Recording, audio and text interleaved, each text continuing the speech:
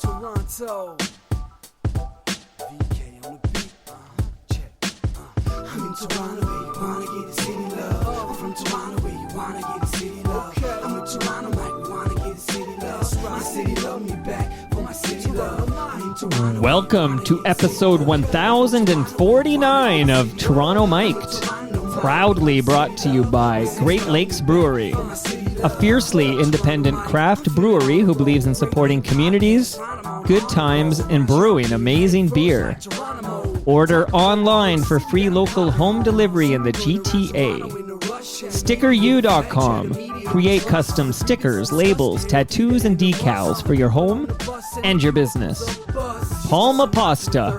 Enjoy the taste of fresh, homemade Italian pasta and entrees from Palma Pasta in Mississauga and Oakville. Doer, the world's most comfortable pants and shorts. Save 15% with the promo code TMDS. Ridley Funeral Home, pillars of the community since 1921. And Canna Cabana, the lowest prices on cannabis. Guaranteed. Over 100 stores across the country. Learn more at cannacabana.com. Joining me this week, making his Toronto Mic debut, is Mastermind. Quite the intro. You know, I have wanted you as a guest on this program for literally for years, so I'm just like I apologize on the tardiness, man. Hey, the one good thing about doing this for 10 years is that you can afford to like be super patient. Like, I'm just glad you're here. 10 years, that's a great run, man. Is it over? No, I mean, I not based on the type of advertising you have. So listen, things are good here, and I'm excited. You're episode 1049 because you're the man behind mixtape 49. I know the setup. When I saw your tweet, I was like, oh, it's perfect. But you know what? 50 would have been good too. And then I realized you saved 1050 for the chum guys or whoever's coming. Yeah, you would never be able to get 1050 because I've rigged the game. Yeah. So I said, and I don't know when 1049. Like, everything's pretty organic. Like, right. 1048 is after 1049 is after 1048. Of course. And that was Steve Paikin. And then and then I don't know when that's going to be. I just know that the morning after I record 1049, I'm dropping 1050. Like, that's in the can, and that's going to be the second longest episode in the history of this podcast. Okay. Did you ever listen to 1050 Chum when it was a top 40 station? I did. What do you remember about it? What was his name? Tom Rivers? Was Yeah, it Tom Rivers? yeah. There was, I think, a Mike Cooper there. Yep. Tarzan Dan was there. Or maybe that was later. That was later. That was never 1050. That was CFTR. Oh, yes, that's right. Because Tom Rivers and Mike Cooper both were on CFTR as well, Yeah. like later in the 80s. Yeah, no, I know. You know, and again, as a kid, top 40 radio was basically what we were force fed, if you will, I guess, because we didn't have, right. If that's what you were into, I guess. But yeah, I just, remember after school and John Majors. Yep. John Majors. The late great. Yeah, because he also had the TV show. Toronto Rocks. Yeah. So I remember quite a bit. I was probably, grade school and then maybe junior high years, I guess. Because you're a Scarborough guy. Not really. No, so I'm trying to give you the Scarborough cred. Well, I get Scarborough up to 8 years old. So we were downtown at some point when I was born. We then ended up moving to Midland and Eglinton, and that's kind of all I remember up to 8 years old. Right. And then at 8 years old, we went to North York, which was Leslie Finch area, I guess. Okay. And that's where it's been since. Well, regardless, we're going to talk a lot of radio in this episode, so it's kind of fitting 1050 tomorrow. By the way, I'm a CFTR guy. Somewhere here, I was a big CFTR. Here, I've got Evelyn Macco gave me the old. Do you remember the old 680 CFTR? I don't know if I remember that logo. Okay, this was the logo for my youth. This Right. is the CFTR logo. Does anybody interview you? No, you want to interview me? Maybe next time. No. But my question, I know, listen. I know we're going to talk a lot, but my question is, what is your deal with the radio fascination, right? Because I'm only familiar with you from obviously in our interactions recently, but more so when shifts would happen in the radio landscape. and you'd be out here saying, "Oh, this happened and that happened," kind of like I don't want to say a gossipy thing, but like in that. Well, yeah, I hear what you're saying. Right. Like, so did you work in radio? Never. No. Okay. I would just listen. You're to just radio. a fan. Just a fan. Okay. And I have the forum. I talk about what I'm interested in. And it's not just radio, but like a lot of musicians come by and print journalists and a lot of sports media people because I love sports. But yeah, I'm like the last guy who gives a shit about radio. So if I don't... I don't think you're the last guy, but... You're one of the big, you're the last guy writing about it, right? Like when there is a change, and we're going to get into it, but when flow flips formats, like right. Who's really, this one did get picked up by a few, like CBC. There was some traction on this particular flip because it was kind of significant. Yeah. But typically when this stuff happens, like I'm the only guy writing about it. Right. Right. Hey, but back to 1049. Back to the mixtape 49. Just before I get to some nice comments from FOTMs who heard you were coming on. I got to tell you a couple of FOTMs. Like FOTM is friend of Toronto Mike. You are now an FOTM. Thank you. So welcome to the club, Mastermind. Thank you. Do I got to get a tattoo or something? Yeah, temporary tattoo from stickeru.com. Okay, they make great temporary tattoos. Okay, I want to shout out Danny O. Yeah. So Danny O, he's on the setup, mixtape 49. Yes, he is. The whole concept of that was I had been doing my radio show. I've been doing radio since 87 at that point. And, I got approached by the record labels, EMI in particular, Virgin EMI. And there was I was making mixtapes. And the whole mixtape scene kind of had a bit of a crashing coming down kind of thing from the industry side. Is that because they're like, you have to license this music before you sell it? Well, here's what happens, right? So it's not like hip hop and R&B and reggae, for that matter, was getting any kind of mainstream support in the 90s. It was all college radio. I had one show, a 2-hour program on Energy Radio, and that's really the extent of it. So the mixtapes really were a promotion tool. And it was a bit of a contradictory thing that happened because the record labels service you the music and tell you, hey, can you put this on on your tapes? And then the same record labels, different departments, send the RCMP to come and, shut things down, right? So it was even worse in the States for a lot of those mixed tape DJs and stuff. So the last tape I put out was 48. And so when I started having conversations with Virgin EMI, and, the guys that worked there were all my friends anyway, so it's not like, I was dealing with some tight suit execs or whatever. We were all guys who grew up together, right? So we started brainstorming, and we were like, okay, this whole concept is going to be, let's make Volume 50 the actual album that we put out, and then 49 will be like the teaser. So we called it, Volume 49, the setup. And basically we corralled as many high-profile Toronto and Canadian artists as we could, and got them to freestyle on this, on this mixtape. And it was influenced by Tony Touch had a mixtape called 50 MCs, and basically that was like a catalyst. It was like, yo, he got all these 50 MCs to do freestyles for his mixtape. It was really cool. It was a very popular tape, and the concept wasn't lost on me. And our idea was, well, we're going to do it, but with our guys, with Canadians, with Canadian artists. Love it.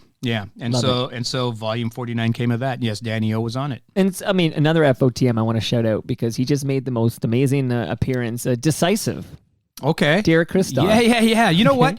Derek is such a cool dude, and he suffered, unfortunately, from, Eminem, him and Eminem doing the same kind of shtick at the same time, and unfortunately, obviously a little more high profile. Yeah, a little bit. Yeah, but Popped, Popped was a big song to me. Like, I thought it was a brilliant record.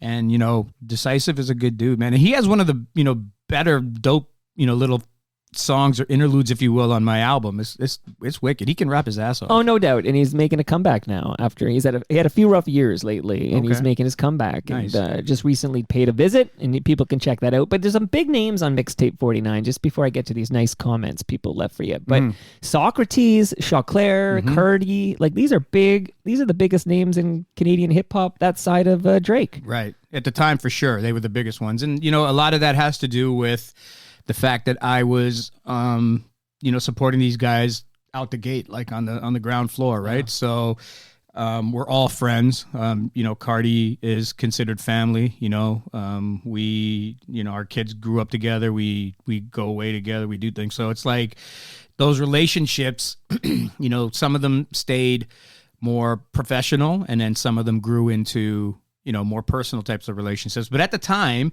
that was the concept. The concept was, you know, we want to get the biggest artists. I don't even know if something like that could work now. Like, I mean, I can't see anybody in this country getting, you know, Drake and The Weeknd and, you know, Pressa and Tory Lanez and all these guys to do something like this. Like, I don't even know if something like that would ever happen. And whoever, if it is possible, kudos to whoever can make that happen. And if it is possible, it would take a guy like you to put it together, right? Nah, my time is past. You're past the time? Those guys aren't trying to jump on nothing for me. Let's, you mentioned family, so I just want to like let the listenership know that there's 3 of us in this TMDS studio right now. Right. Would you like to just and don't worry, you're not on camera, okay? Unless you want me to turn it. Do you want me to turn it so you can say hi? Okay. Here, let me just see here. So, who do we have with us here, Mastermind? That's my daughter, Nisha. Okay, so Nisha has joined you here. Are you on the camera? She's more like, over that way. Okay, there you go. Okay. I let her call herself my manager, so I bring her with me. She's here to make sure you don't say anything you're going to regret later. Right, she'll tap me. She'll say, no, don't do that. When I had Chuck D on, he had a woman, a young lady who basically was like there to like tap her watch when I hit the 20-minute mark. Right? It's like, and I'm like, oh, that's so Chuck D's the good cop, right? And this lady's the bad cop. That's how it always is, man. The artist tries not to be the bad guy, right? You know what I mean? Even though it's all coming from them. Yeah, very, very smart here. Okay, so first comment comes from FOTM Nam. Right. Nam says, how many records does he own? Also, he is one of the best people in the music industry, in an industry that's not always good to women. He's a gem. Yeah, that's Nam, and that's such a sweet comment. And we've known each other for a very, very long time. You know, obviously Nam, you know, was a part of Rap City with Much Music, and right. You know, now I know she's on TV.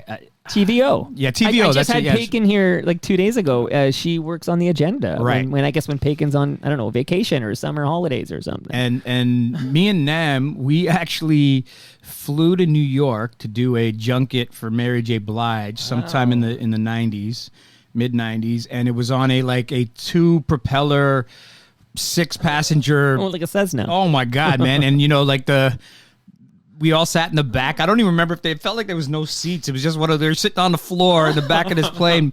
You know, and there's a cooler between the pilot and the co-pilot. They pass back chips from the cooler. Wow. But it was a great day. And so Nam's a sweetheart. So to answer her question, I don't have any more records. I sold all my records in 2004. And a lot of people ask why. Yeah, so why? Here's the reason. So I at the time, so in about 2002, I moved to Calgary under the pretense of launching a hip hop station in Calgary.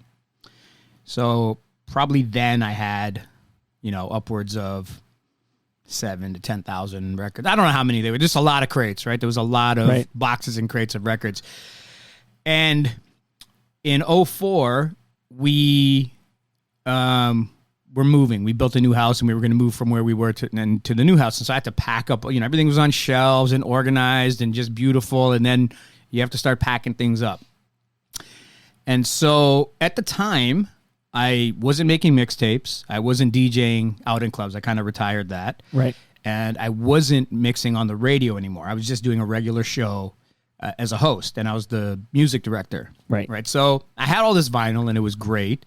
But when I started packing it all up and then lugging it up the stairs, I just got this like, I don't want to do this again. Right. I don't want to unpack all this. I don't want to, you know, break my back anymore. And so at the time, this was before Serato, but it was after CDJs came out. So vinyl was still a thing, but it was kind of, you know, getting phased out in terms of where the technology was going. Right. So I said, you know what, before that happens, let me see what I can get for this. So I put them all up on eBay, put a price that was the base price that I'm going to sell them for, and just based off of, my name and my history. It was like, if you want these, this is what it's going for. Where I'm not going to negotiate with anybody. Right. And they sold. Okay. Can you reveal that price? I feel like at this point, so many years have gone by. Yeah. 04, you said? That's like back when the Leafs could win a playoff series. Okay, Well, that's how long ago that was. Hold on. They might do it tonight. They might do it tonight. You're right. But I should point out, timestamp it. This is May 12 at 2:10. So as of yet, we haven't won a playoff series since 2004. Right. You don't have to give me the price, but it was more than 10 grand. Okay. And less than 20. Okay, interesting. You're holding that number close to your chest. Okay, good. Okay. The only reason is because the person the tax man. No. I dealt with all that.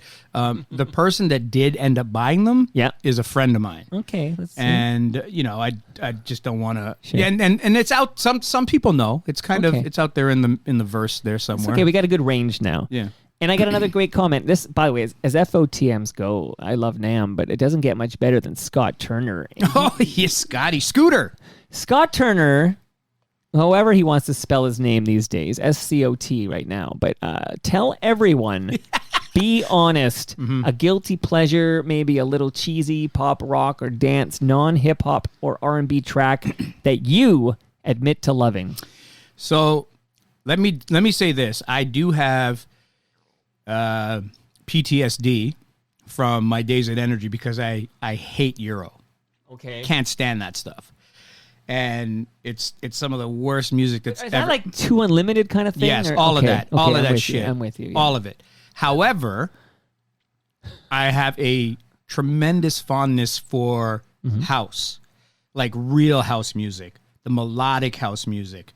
The Nightcrawler and I can't tell you all the names, but the like house music, which is obviously not hip hop or R&B. Right.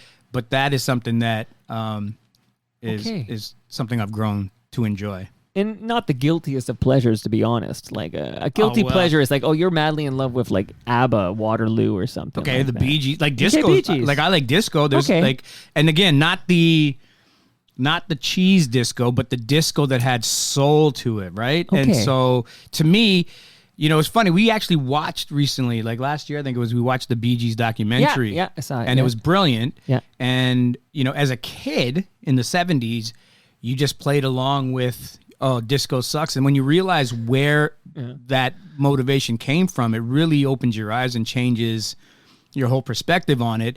And again, as a guy who years later, is a fan of hip hop and R&B, and sampling is a big component of that. Yeah. Even with house, like when you think about Lady or Stardust or any of these other records, like they sample so much disco, and it's just it's full of soul. Like it's just so great. Okay, speaking of great FOTMs, Stacey Thompson. Yes. Ask him about Daddy Oki. Okay. Or about the time he was in Calgary and became a cool TV star on a commercial. So Daddy Oki first started out in Calgary, and it was called Lyrical Fitness. So it was a game that when my children were young, and they had, cute kitty voices. How many kids you have? Two. Okay. And it started with my son first. And basically I'd get them to recite lyrics to songs. And we would play the lyrics on the air. The listener would have to call in and figure out what the song was. They won a prize. We played the record. That kind of thing. Gotcha. So it was called Lyrical Fitness. Cool. So years later, we're at Flow, and I actually presented the idea to our morning show. They didn't like it, or they didn't want it, or whatever. JJ Melanie? No, it was Blake and JJ, I think, at the time. Okay. And the concept was use Blake's mom, who, is Jamaican and has a bit of an accent. And accents are cute. You know what I mean? Like they make you smile, depending on how thick they are, they can make you laugh.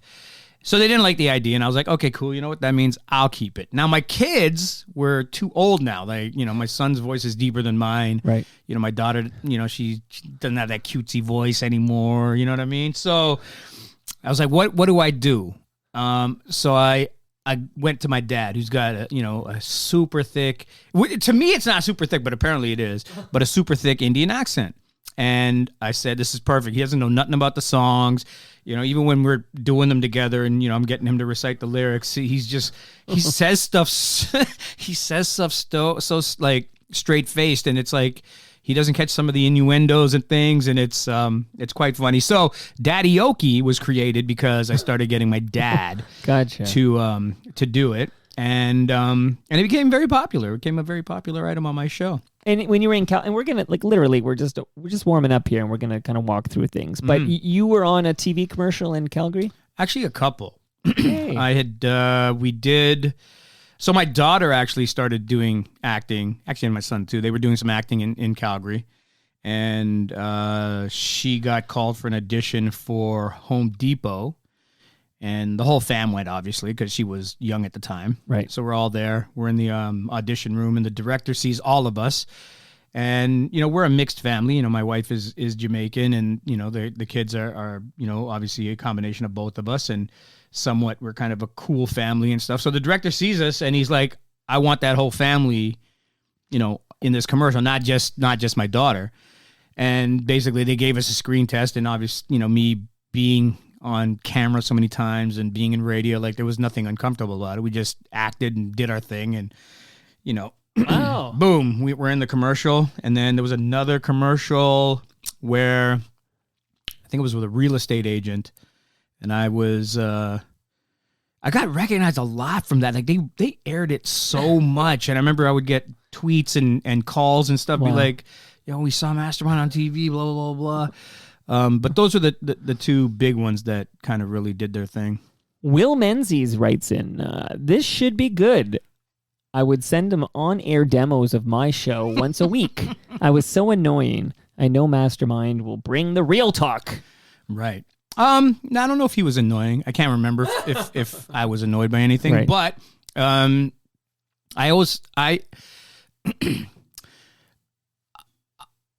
tend to be very generous when it comes to helping, up and coming talent. Like I've never been one to I'm not gonna, share how things work or teach, or I always feel it's, if I give advice or help to somebody to become better and they end up getting a job or end up working for us or even taking my job, it's all meant to be, right? At the end of the day, right. I was given help by somebody at some point. And I remember when I wasn't given help, I remember there was guys who you would call and want to be an intern of or want advice from, and they would just treat you like crap. And I want those names. There was a guy at 640, and I can't remember his name, but he was a dick. And there was there's a bunch of guys like that. There's guys that just, this industry is, because they're threatened by you.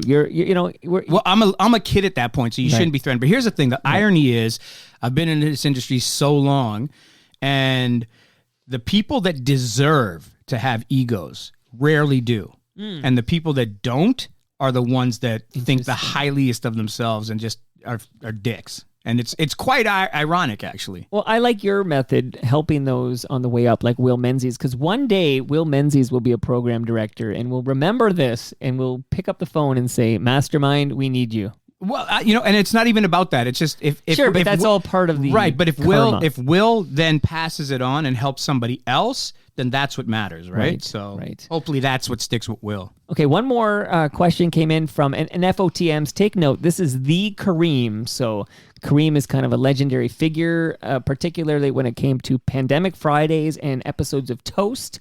Kareem writes in, I want to ask him why he didn't morph into a producer like many pioneering DJs.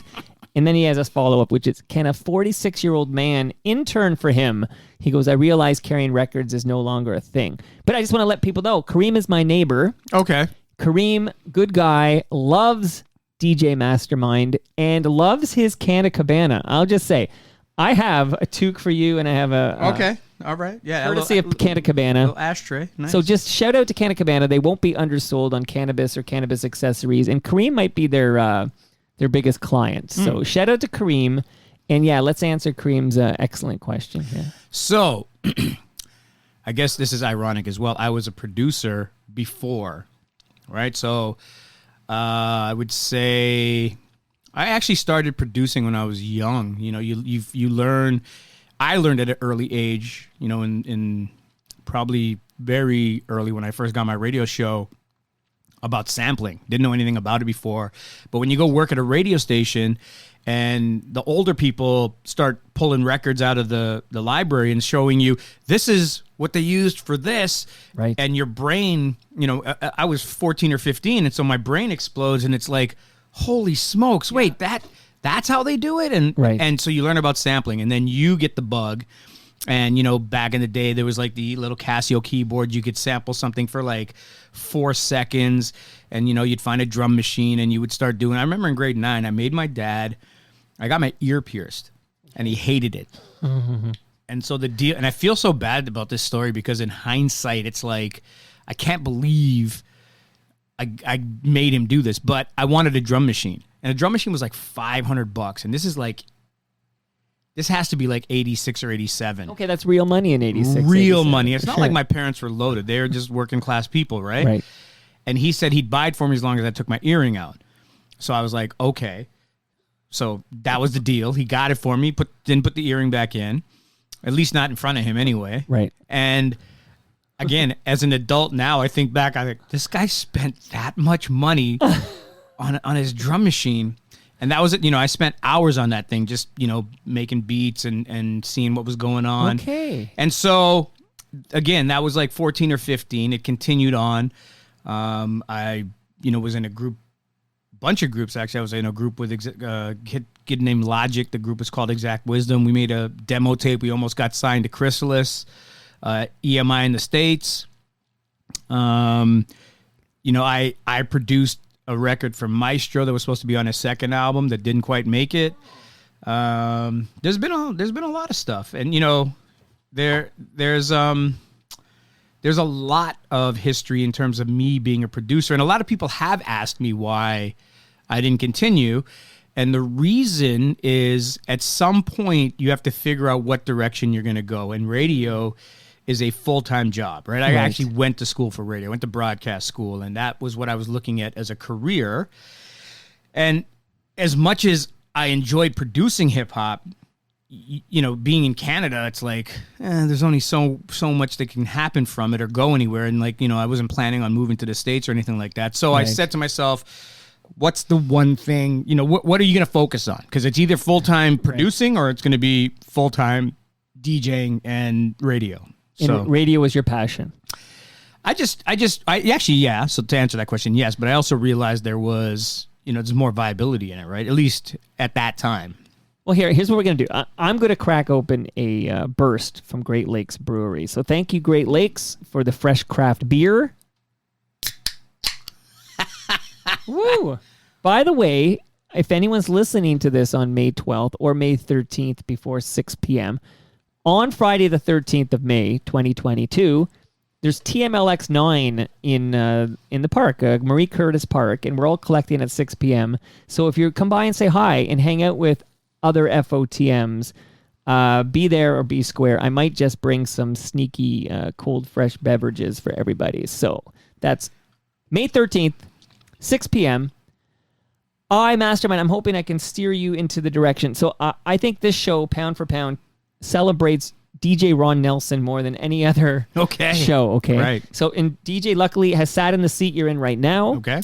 That was episode 271, by the way. And just to read the description, if people want to go back to 271, Mike chats with DJ Ron Nelson about his fantastic voyage show on CKLN, bringing the first hip-hop shows to Canada, the emergence of Maestro Fresh West and Michie Me, recording the Dream Warriors album in his home studio, Reggae Mania, and what he thinks of Drake. So we had a great conversation. I was there for a lot of that. Tell me, what do you remember about DJ Ron Nelson and the Fantastic Voyage show on CKLN? Ron's a legend, first of all. I always considered him a mentor.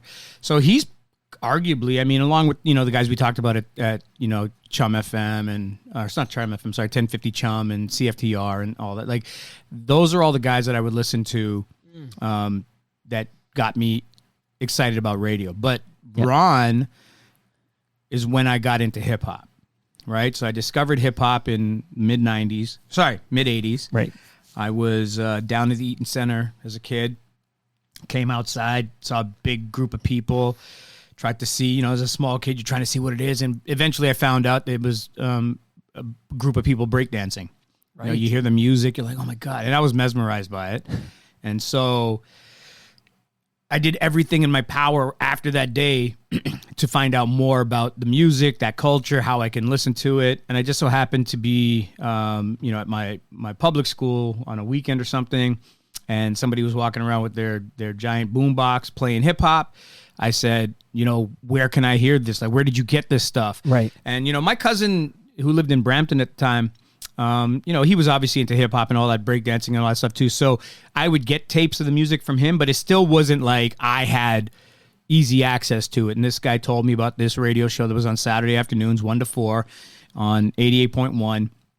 And at the time, I think, the station only had 50 watts. It was, right. Ryerson University's campus radio station, but obviously on the FM dial. Right. And, I would have to be on my back porch, with a coat hanger on the... Dude, I should have kept these tapes. I used to record it, and yeah, it would kind of come in and out of frequency. Like, it was tough to get 88.1 from my West Toronto home. Yeah. I have a bunch of tapes, though.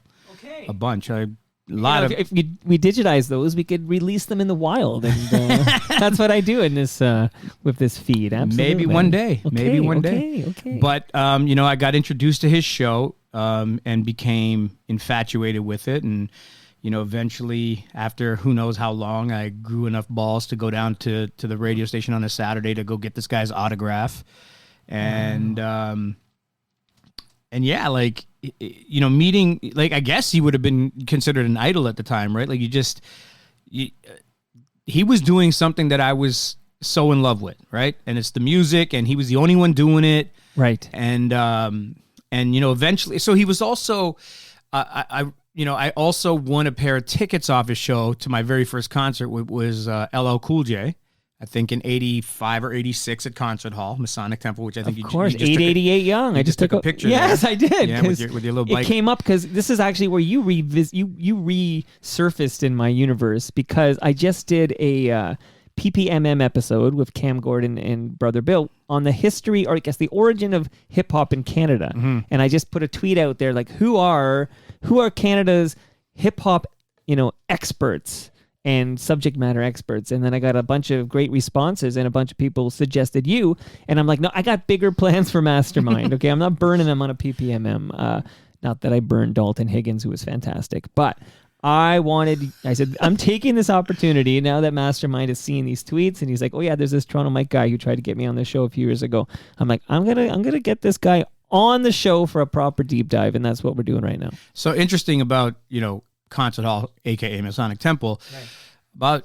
About a decade ago, maybe a bit over a decade ago, CTV, Bell Media owned that building. Sure. Right? And absolutely. And we ended up doing an event there when I was with Flo, and just standing on the stage was kind of surreal because I also performed on that stage when it was Concert Hall, right? So not only was I a producer, I was also a rapper, and I was in this rap group with DJ X and another guy named Thrust. We had a group called World Domination, and we performed at one of Ron's Monster Jams. Wow. And again, as probably a 16-year-old or whatever I was. I was probably younger because it was before I got my radio show. So I was probably like 13 or 14. Wow. And just being there however many years later on the same stage, introducing whoever we were introducing. And I think I mentioned that story. Well, not the whole story, but saying, hey, I was here when I was a kid on this exact same stage. And so going to my first concert at Concert Hall, going to numerous events thereafter at Concert Hall, it holds a very fond place in my memories of growing up. And so just going back to Ron, he not only was this, legend on the radio doing stuff that no one else was doing, but he was also bringing concerts and creative stuff. Like, he had, New York invades Toronto, and they were doing battles and just amazing. This guy was doing amazing stuff before his time, and doing it for, in what a lot of cases felt like an unappreciated audience. Like, there was a lot of people that hated this guy for no reason. It was weird, right? See, that I don't know this. Yeah. Interesting. It was weird. But again, for me, it was an idolization. Like, just everything he was doing was cool. And when he welcomed me in, because of these concerts and events that he was doing, he had a street team. So he had a bunch of us who, when you think about it at the time, might seem weird, but what he would do is he would pick us up late at night, maybe like 10 at night, And it's weird that my parents, I didn't even think about this, it's weird that my parents even let this happen. Right. But he would pick us up and we would go and put posters up in all the intersections. So we would drive up Finch Ave, for example, both directions, right? And we would stop. So he had 2 groups of guys, 2 and 2. And he would drop 2 guys off at, Finch and Don Mills. And then we would start putting posters on each light post. And while he dropped us off and we're doing that, wow, he went to the next intersection, dropped those guys off. By the time he came back, we were done. We'd get in the car and we'd keep doing it. So we'd go from Young all the way up to McCowan and then go the other way all the way to Islington, right? And then at the end of the night, he'd feed us and then we would get free tickets to go to the show. And that was the payoff. Rolling his own, man. I love it. This is grassroots, organic. And this is how it all begins. But just so ahead of his time and the thinking and how to promote. And again, that's just one major street, right? Like you probably did it everywhere, right? And for me as a young kid, it was like, oh, I'm staying out late. I'm with the legend and blah blah blah. I get to go to the shows for free, and it was just cool, right? And so a bit of a friendship was formed, or I wouldn't call it friendship because he was more like a big brother, right? So you looked at him as a bigger brother, and again, you still idolized him because he was still Ron doing all this cool shit, right? And yeah, it's like I can't speak highly enough of this guy for what he did. And sometimes it gets overshadowed. And some of these new people never heard of him or even understand what his contribution was, but it can't go untold. Listen, Mastermind, on my watch, we will not overlook the contributions of DJ Ron Nelson. This man's getting his flowers on the reg here. Okay, I'm going to play a clip. Why not? 1990. This is just a clip from 1990, but I actually remember this, and this is a BBC show, so any UK listeners out there will know exactly what this is, but let's listen to this, and then we'll get the origin story on your name. Oh.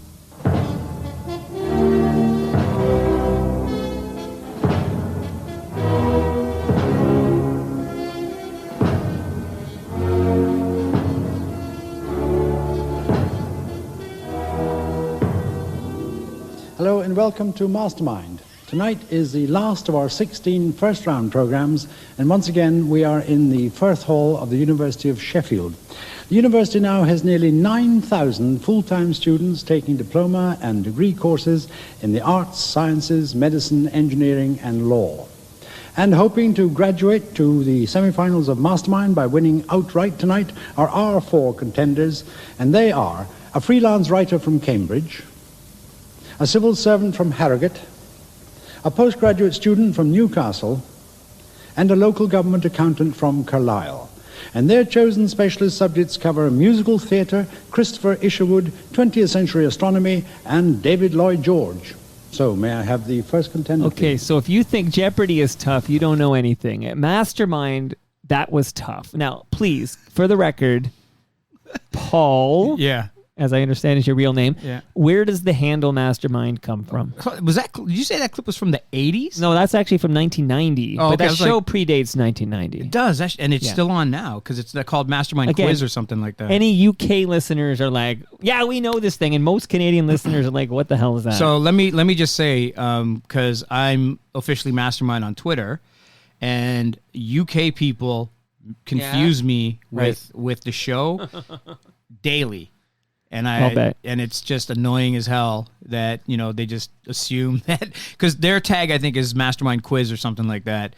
And people just tag me every day with the dumbest stuff. And I'll bet. And so anyhow, UK fans, I'm not the quiz show. And so when you follow me and you see me tweeting about Toronto stuff or whatever, or hip hop, like, you're surprised. So the handle, we have to go back to Ron. Okay. So Ron is the guy who officially named me Mastermind. And interestingly enough, so Ron, as a hip-hop DJ, at one point expanded his repertoire to play in the more housey and clubby nights. But he couldn't play as Ron Nelson because he was so branded heavily as hip-hop and R&B, and I guess reggae as well. So he came up with this side name called Mastermind. And he would call himself Mastermind when he would DJ and play house and whatever else, right? So that was, and it didn't really stick. It never went anywhere, so to speak. But as we became friends, he occasionally would put me on the air. And I, at the time, as a young kid, and I'm sure there's young kids like that now, who I was just a nerd about the music. I would get records. I would read the the credits on the records. I would learn the real names of these artists by reading, what the writers' names were. Right. And What stuff. is Chuck D's name? Yeah, I know. I'm with you. Right. And so I and again, now I when my daughter, when Drake drops a new album, my daughter's got the whole album memorized in a day and a half. I think back, okay, yeah, I probably was like that too. Right. And so super nerdy, but he would quiz me on the air. We would do Name That Tune. He would just play a snippet of something, or he'd say a line of a song, and I would answer. And it started from doing those postering nights, right? We would be in the car, and to pass the time, he would do this shit in the car for all the kids, and I would always win. Right. And so he did it on the air one time. It lasted, 5 or 6 minutes, just bang, bang, bang, getting everything right. And at the end of it, he's like, you know what? You're a mastermind. And so at the time, because he still used the name, I called myself Mastermind 2, which was funny. But when I got my radio show in 87, after I said it on the air, like I said, hey, it's Mastermind 2, my PD, a gentleman named Con Yiggett, came to me and he said, you know what?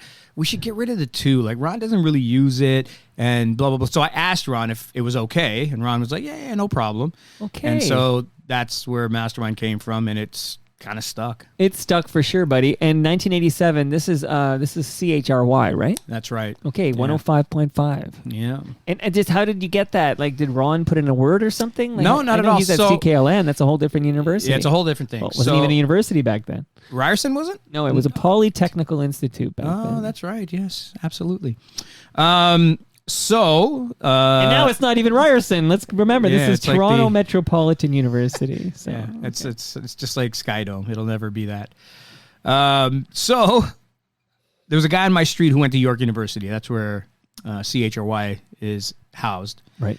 And we're all friends. Obviously, I'm only probably 14 at the time, and he's whatever the hell university age is. Right. And he says to me, he actually had like a ska or a reggae show or something at that station, like a one night, hour-long show kind of thing. And he said to me, hey, they're looking for somebody to do a hip-hop show. You should come try and do it. And I'm like, dude, I'm 14. Like, ain't nobody giving me a radio show. And he's like, yeah, just come. And he coerced me to come. We took the Finch. What's the other side? I know 39 is east. I forget what west is. But whatever it is, 36. Finch 36. Okay. So we took that all the way up to York, Sentinel, I think it was, and we went to the university. Took me to the radio station, and this same gentleman, Con Yiggett, met us. And, my friend Steve, he introduced us. He said, hey, this is my friend Paul. He wants to talk to you about potentially doing a show. So I said, hey, Steve said that you're looking for someone to do a hip-hop show. He didn't even let me finish my sentence, and he said, yeah, that's cool. But do you know who Mastermind is? Wow. Because he had heard the week before on Ron's show when I did this whole trivia thing, right? Wow. And there was a few other things that Ron let me do, and he put them on the air and stuff. You were becoming a character on Ron's show. Right. I was. And every hip-hop head in the city is listening to Ron's show. Correct. So Con heard, and he says, so do you know who Mastermind is? I was like, that's me. And he's like, no, it's not. I said, yeah. And then we talked a little bit. He was blown away that it was me. Right. And basically, like, on the spot, just offered me a show and kind of went from there. And at the time, I don't believe, no, actually, I know for a fact that CHRY was still only closed circuit. They hadn't gotten their license yet. So this was the spring of 87. And they were on the verge of getting a license. They got their license. So they're not 105. Or you can only hear it in the building? In the campus. On the campus, right? On the campus. But they were getting their license in the fall. Gotcha. And so, so we, this was grade 9, I think it was. So, went on the air and I started learning how to do things. Yeah. That's incredible. Started learning how to do things and how it worked. And, Con was instrumental in teaching me as far as, him being a program director and, how I should be doing things and the way it should be done, what I was doing wrong. And so he was very instrumental in that. And it kind of just went from there. Okay, amazing. And are you making mixtapes at this time? Oh, God, no. No. When did the mixtapes come in? Not until the early 90s. Early 90s. Okay, yeah. well, you're not that far away. Okay. Because I mean, if you ask around about, Mastermind mixtapes, DJ Mastermind, it was kind of like known for music that you wouldn't find anywhere else at the time. Like you would get your music kind of early. Mm-hmm. Like, so is that because you'd leverage your 105.5 cred? Yeah. With the labels to get the stuff early? Yeah, we weren't getting anything from, Canadian labels. They obviously didn't care about hip hop and R&B, and there wasn't any place for them to service the stuff anyway. So they hadn't gotten into the DJ world for that type of music. And so, we had to rely on whatever we could do with New York labels. Right. And so, letters would get sent out. You would push your show. People would start hearing about me. I ended up getting involved with some trade magazines out of the US. As soon as you get into trade magazine and you're putting your daily chart in there or whatever, the record labels come find you at that point, right? So it's not you having to beg for records anymore. Like, stuff would start showing at my house. Like I'd have piles of stuff, coming home from school at lunchtime, and the mailbox would be full of records and stuff. So it went from there. But the mixtape started, I would always make mixtapes in the sense of I'm going to put shit together because I want to listen to it in my car or walking to school or whatever the case, because I need to hear the music as well. Girlfriends at the time I would make stuff for, friends of mine I would make stuff for. And it was probably like 93 or so, give or take. And, places start asking you for tapes, or you'd have a tape and they're like, yo, can I get a copy of it? And there was one place in particular, Two Black Guys, a clothing store, which was at like Bloor and Bathurst-ish kind of. I think it was just Near Honest Ed's. Yeah, but no, it was a bit north of there, if I'm not mistaken. Okay. And an iconic store, like hip hop artists would always be going there. Very exclusive type store. And they suggested, one of the owners suggested, you should make like a bunch of tapes, like make 10 tapes, leave them here on consignment, and we'll sell them, and we'll see how it goes. Just all you have to do is give me a copy for the store. That's all they wanted. Right. So I made 10 tapes. They were gone in like the first 2 hours or something like that. Sure. He called me back. He's like, yo, they're gone. I said, what? And he's like, they're gone. So that's where it started. Okay, and off the top, we talked about number 49 was the setup, because you were going to do a number 50, and 50 was going to be like a major release, I suppose. Like yes, it actually was going to be a full-on album. So why is there no? I'm looking everywhere for 50. I can't find it. Oh, you can't? Well, no, I mean, it's not going to be. Yeah, I mean, you're not going to find it, to purchase. I don't. No, it's think. okay. Tell me about 50.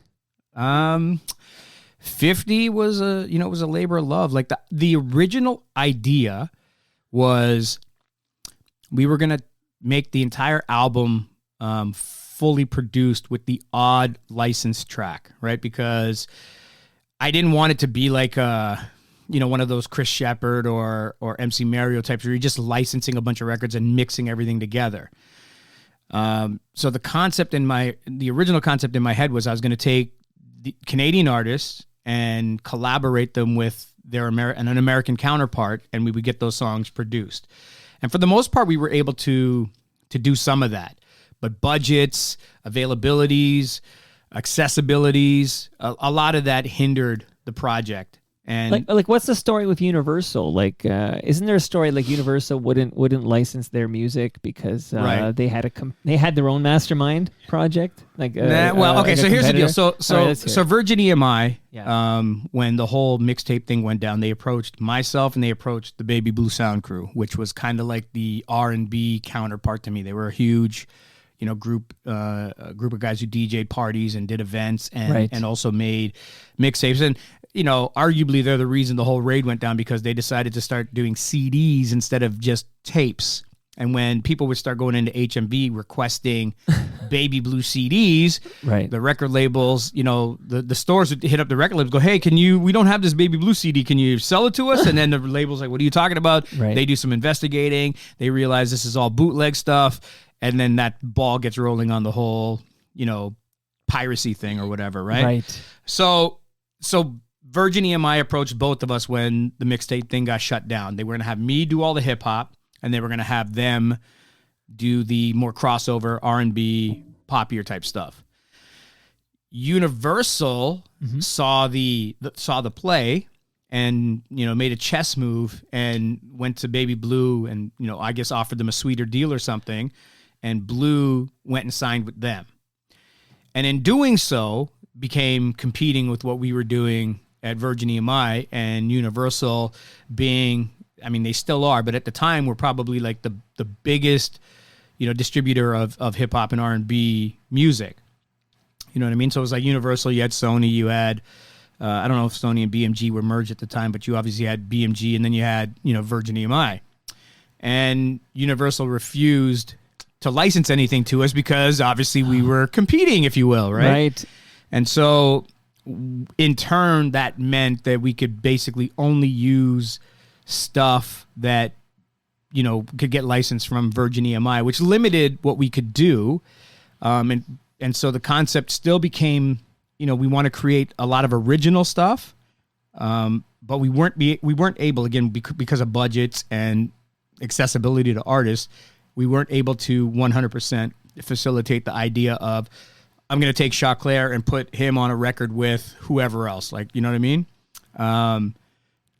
But we did get lucky. We had a record. Cardi and Rod Digga did a song together. Nefarious and Phife Dawg did a song together. Hey. I'm drawing a blank, but obviously there's some other ones, right? So, and I was very proud of that because I thought the concept, the way we produced it, I had, my good friend Russell Peters, I had him kind of play a host on the show, on the album as a game show host.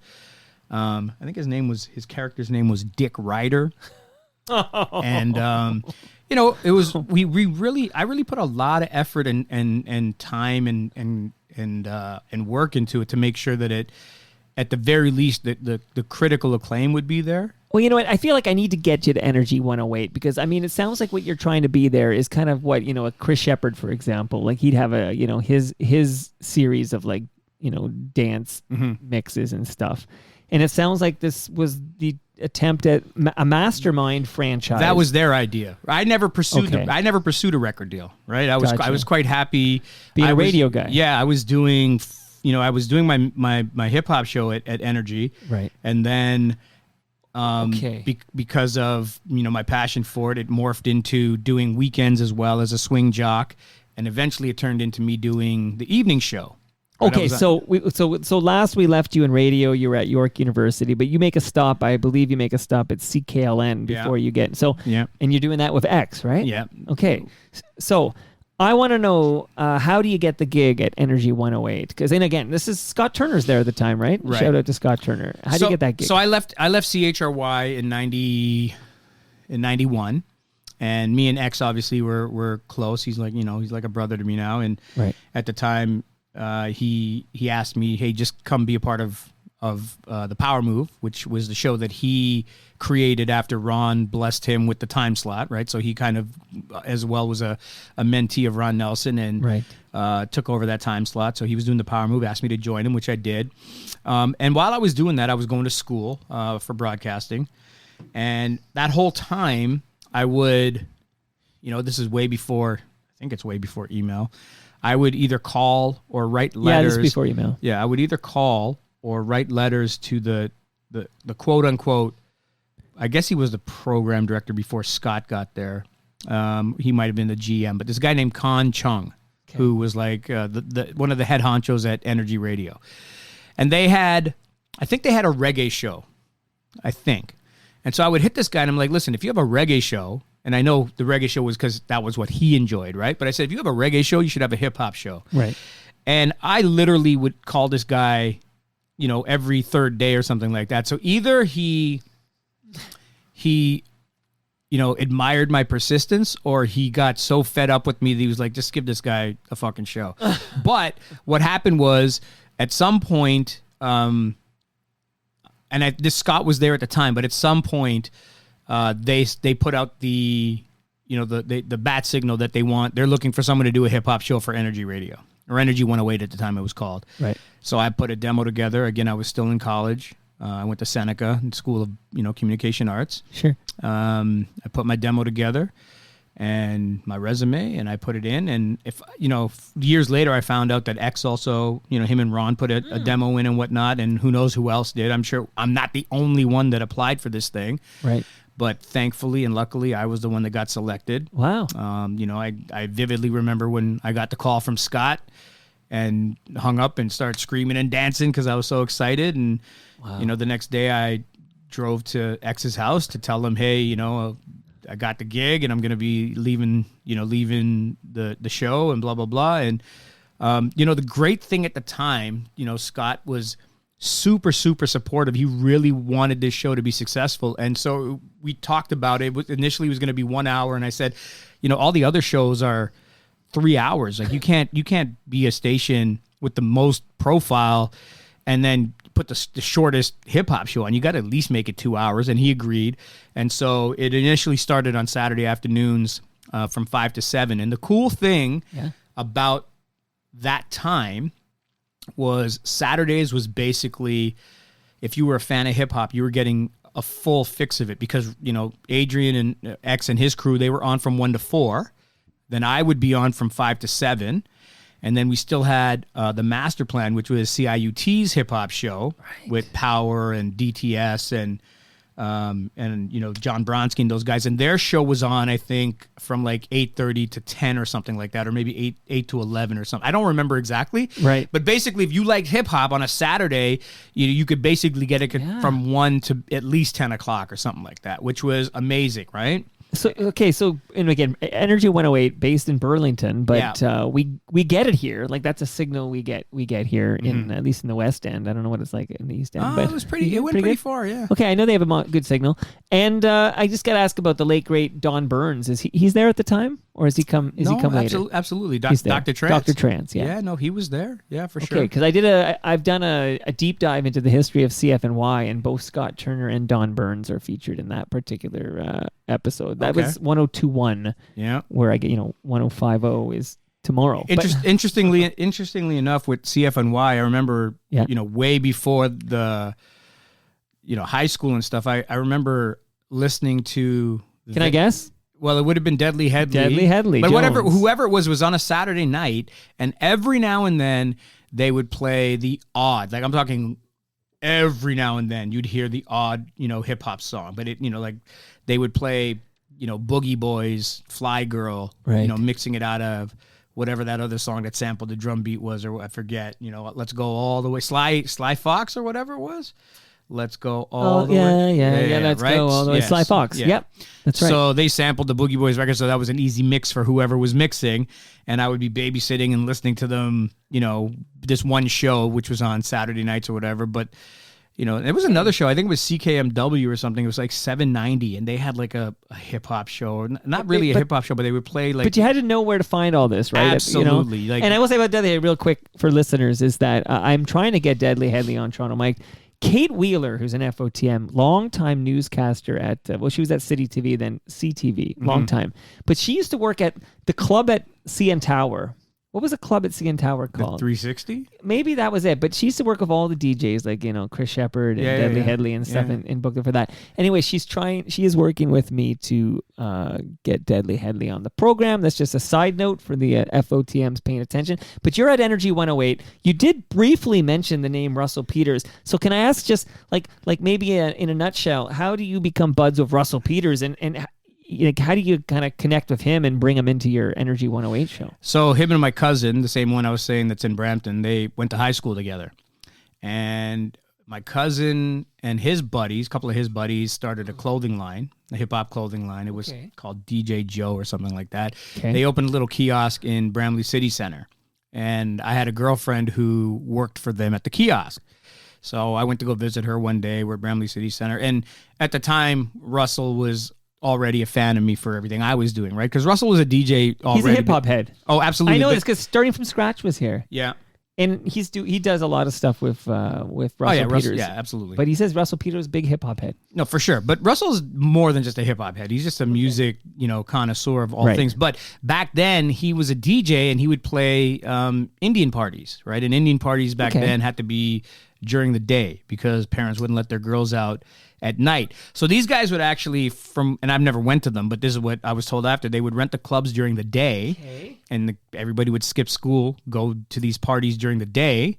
Makes so much sense. I think I have read about this, but it makes so much sense, right? And then they'd be home before school was up and no one was the wiser. So Russell would play a lot of those parties. Right. So, obviously him being a fan of mine from what I was doing, because I was already on the radio at this point for at least, because we met in like 88 or 89. So I was at least on the radio for 1 to 2 years already. Sure. So he just happened to be at Bramley City Center at the time. He rolled up to the kiosk. My cousin was there. He introduced us and, we hit it off and we kept talking and, we just, how did two people become friends? We just became friends. Sure. And we've stayed friends, and he's like one of my brothers now. And amazing, and so successful. Like you're successful. You're a guy we look at Mastermind, but Russell Peters. No, it's a different kind of success. That's a different level, right? That's a different T4, or not even a T4 at that point, but way different tax bracket. Yeah, absolutely. And he earned it, right? Like, but it was funny. Like, we were there when, he couldn't rub two quarters together. And we would tell him, we'd be like, dude, you're going to be a fucking star, But you helped him out, man. You would put him on the air, right, at Energy 108. So what happened was he would come by once or twice. And we would come by, he'd jump, I'd put him on, right? Like, I'd throw a bit to him or we'd talk or whatever. And we just had so much fun. And obviously there was a chemistry because we're already buddies. Yeah. And he just said, I'm going to keep coming. And it's not like I'm going to say, don't come, right? Like, he's my boy. No, it's good content too, right? Like, he's good. And we did the show together for, easily like 3 or 4 years, if not longer. Wow. And, what this reminds me of? Like, back in the day, Christopher Ward had a show. And he would put on a very young Mike Myers. Speaking of Scarborough, Mike Myers would come on and do a Wayne Campbell character on this show. Okay. Like way before SNL. And it's sort of that deal, you get your start kind of, that's sort of like you were to Russell Peters as Chris Ward was to Mike Myers. Right. I mean, there are a lot of people who obviously remember Russell from my show, but I mean, Russell, was doing comedy, from I think the late 80s or early 90s or something like that. So he was doing his thing. He just obviously didn't, become who he is until a little while later. But he was always doing that whole stand-up circuit and doing all those type of things, right? And what would we call that? Ethnic humor? What is the nomenclature? Is this cultural humor? Is this? I don't know what I mean. Sure, he's got a cultural aspect to his humor, but it's obviously bigger than that now. But yeah, he definitely was one of the pioneers of that, kind of humor, I guess. Okay. And I was, I'm jumping around a little bit here, but I did mention DJ starting from scratch because, he still does stuff with Russell Peters and you did, what is it, the Wu-Tang Clan concert. Can you give me a little taste of what the heck you guys were doing? I guess you had, were you remixing a Wu-Tang Clan concert? No, so we got hired to DJ because anytime there's a concert, you got to play music before the show actually happens. Right. And promoters will try to, hire the biggest name DJs they can because that helps with, some of the attraction. Of course, everybody's coming for the headline or the whoever's performing, but it doesn't hurt to have a pretty decent named, DJ as an opener, if you will. Right. And these promoters said, hey, we're going to hire both you guys and we're going to get you guys to spin on 4 turntables, play at the same time. Gotcha. And just DJ. And I don't remember a lot of it, but there is a tape of us playing that's floated around the interverse here. And I've yet to hear it, but I've also heard people who were there that night just say the most, it was like one of the most incredible things they'd ever seen. And again, I don't, it's not like me and Mark or Scratch It, if you will, practice anything. We showed up that night and he's an incredible DJ, like in terms of blending and just ideas. And he's such an incredible DJ. It's really intimidating. It doesn't matter how good you are. Like when you play with him, it's super intimidating because you're like, I don't want to be the guy whose blends off or does something wrong when you're regardless, you got a lot of respect for him. Yeah, regardless of how good I am or how good people think I am. It's like Right. as a peer, you're like, yeah, this guy's fucking dope. You know what I mean? So, a lot of people talk about that night, and Wow. and half of it is for what me and Scratch did, and obviously the bulk of it is because of the Wu-Tang. Where was it? It was it was in Scarborough, St. Clair and Danforth or something. I forget the Rotunda. No, it wasn't Rotunda. I forget the name. There's a flyer. There's a flyer too. That's Well, out I got there. the flyer vault somewhere. I got that book somewhere. I'll see if he's got it there. If he doesn't have it, I know nobody's got I know I have it somewhere. And people Amazing. like every day, someone's either DMing me about getting my tapes or they're sending me some old flyer or something like that. But Or they're like, great episode on the BBC last night. yeah. That's a completely different fan base. Right. But yeah, that was a good time, that Wu-Tang Oh man, show. amazing. Okay, so before I get you out of Energy 108, I know there's a Calgary. I was getting a trip to Calgary. It's 8 fucking years. Okay, so it's quite the trip. Yeah. But I gotta ask you, maybe because the new documentary's out and we're kind of looking back now, but can you give some love, if you don't mind, to Play the Record? Oh wow, Plady, Eugene and his family. It is it is a legacy business as far as DJing and DJ culture in this city.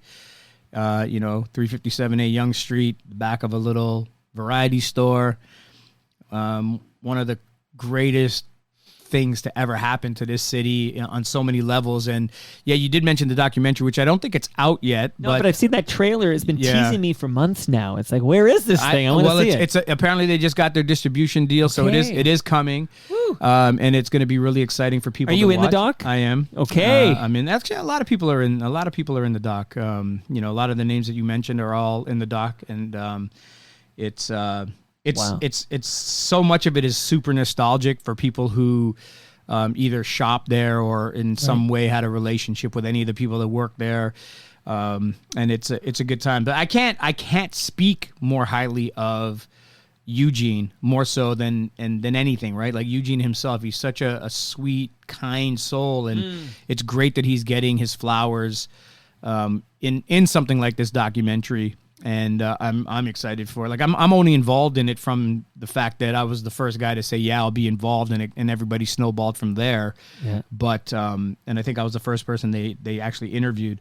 But I have no other involvement in terms of like, behind the scenes producing. Yeah, you're not producing this no, thing. You're I'm just one of the talking heads. on yeah, this and thing. I'm excited for people to see it and Cool. again get Eugene his flowers. Well, it's exciting to know that it's got its distribution deal, and we're all going to get to see this thing soon, which is awesome. All right, my friend, tough question here. I'll get your daughter to close her ears. I don't know what this will tell us, but why does Energy 108 fire the great Mastermind? I'm going to say that it was because of a program director who's was more in his own ego than he cared about the station, and it wasn't Scott, right? So I want the name here. I'm going to write it down here because I'm going to kick him in the shins. oh, you want it was Dean Sinclair. Okay, Dean Sinclair. And I got to put him on my shit list. Okay. Yeah, he's I really don't, I mean, obviously he was on my shit list for a long time, but I don't care now because of what I've achieved beyond, Right. him. Right. But, it was funny when he came to the radio station, like, so Chorus ended up buying Energy, right? And they brought him in because apparently, and again, this is just me basing it off of memory, he was known for coming in and not caring about firing half the staff and changing the place up, and they wanted a guy who would come in and just clean house if need be and be a scary guy, if That's you a will. hitman. Right.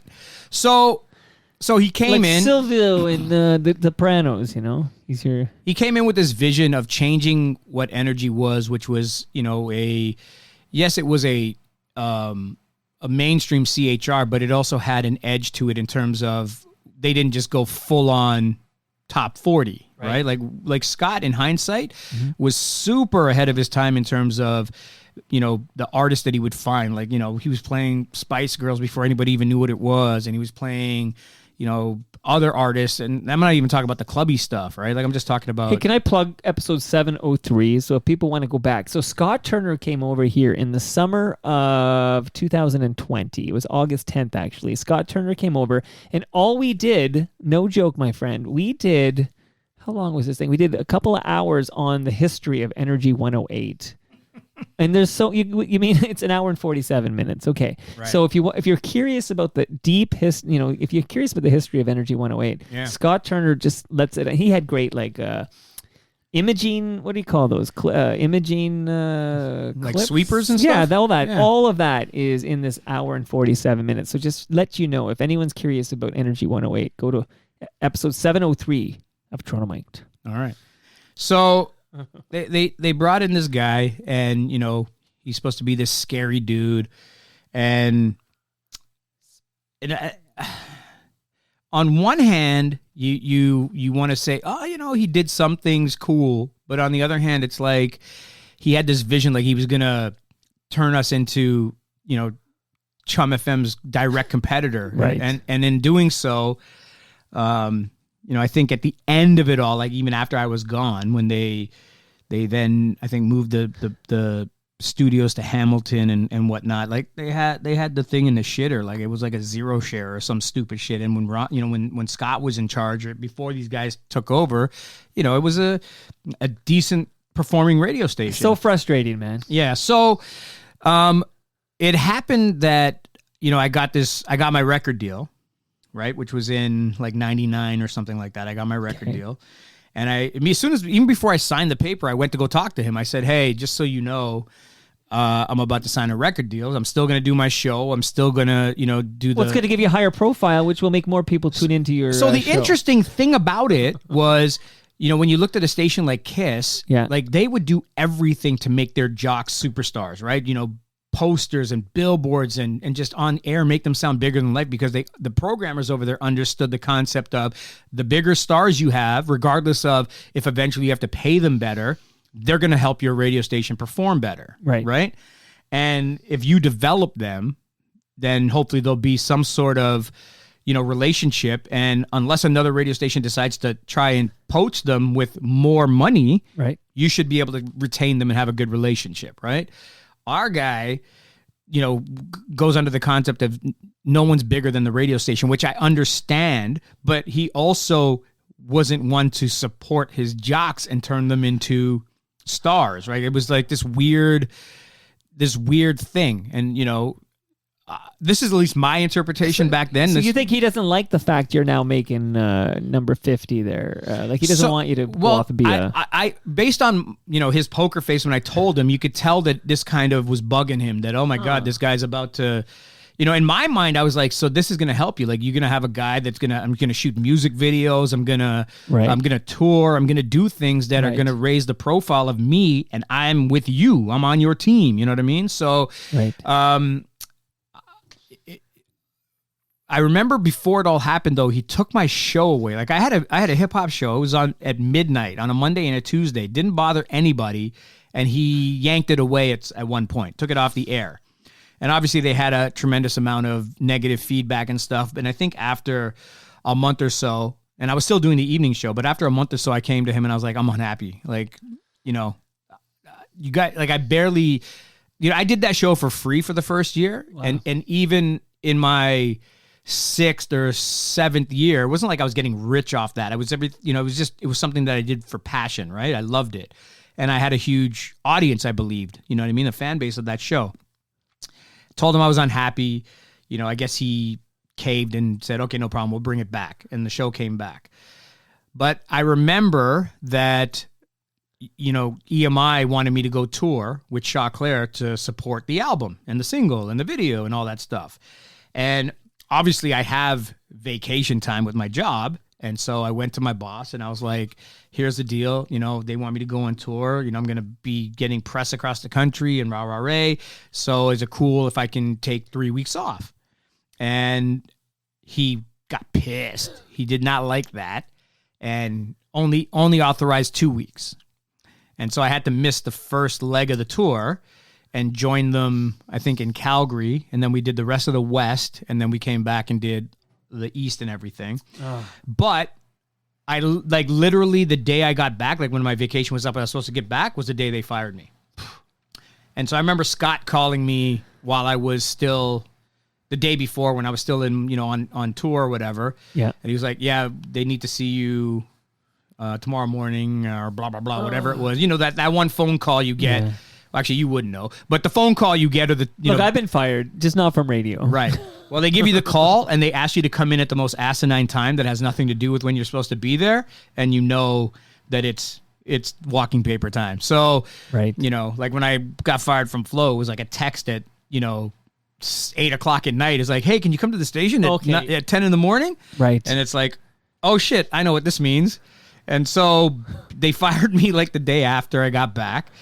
Very unceremoniously, and it just, you know, there's nothing that Dean Sinclair can ever say to me now to tell me that it had anything to do with performing badly, right. not doing well at my show, right. You know, fan base. And you didn't go up to him and say, hey, I demand a raise. I'm a big fucking deal now. Let's talk. Not that I can remember. I don't remember any of that. You know what I mean? Right. Like, and I'm sure, don't get me wrong, I'm sure as a young guy, I had an ego and I did egotistical things and stuff, but not to the point where, like, there was other people, you know, there that I did not get along with, like we butted heads or whatever. And I mean, that happens everywhere, but sure.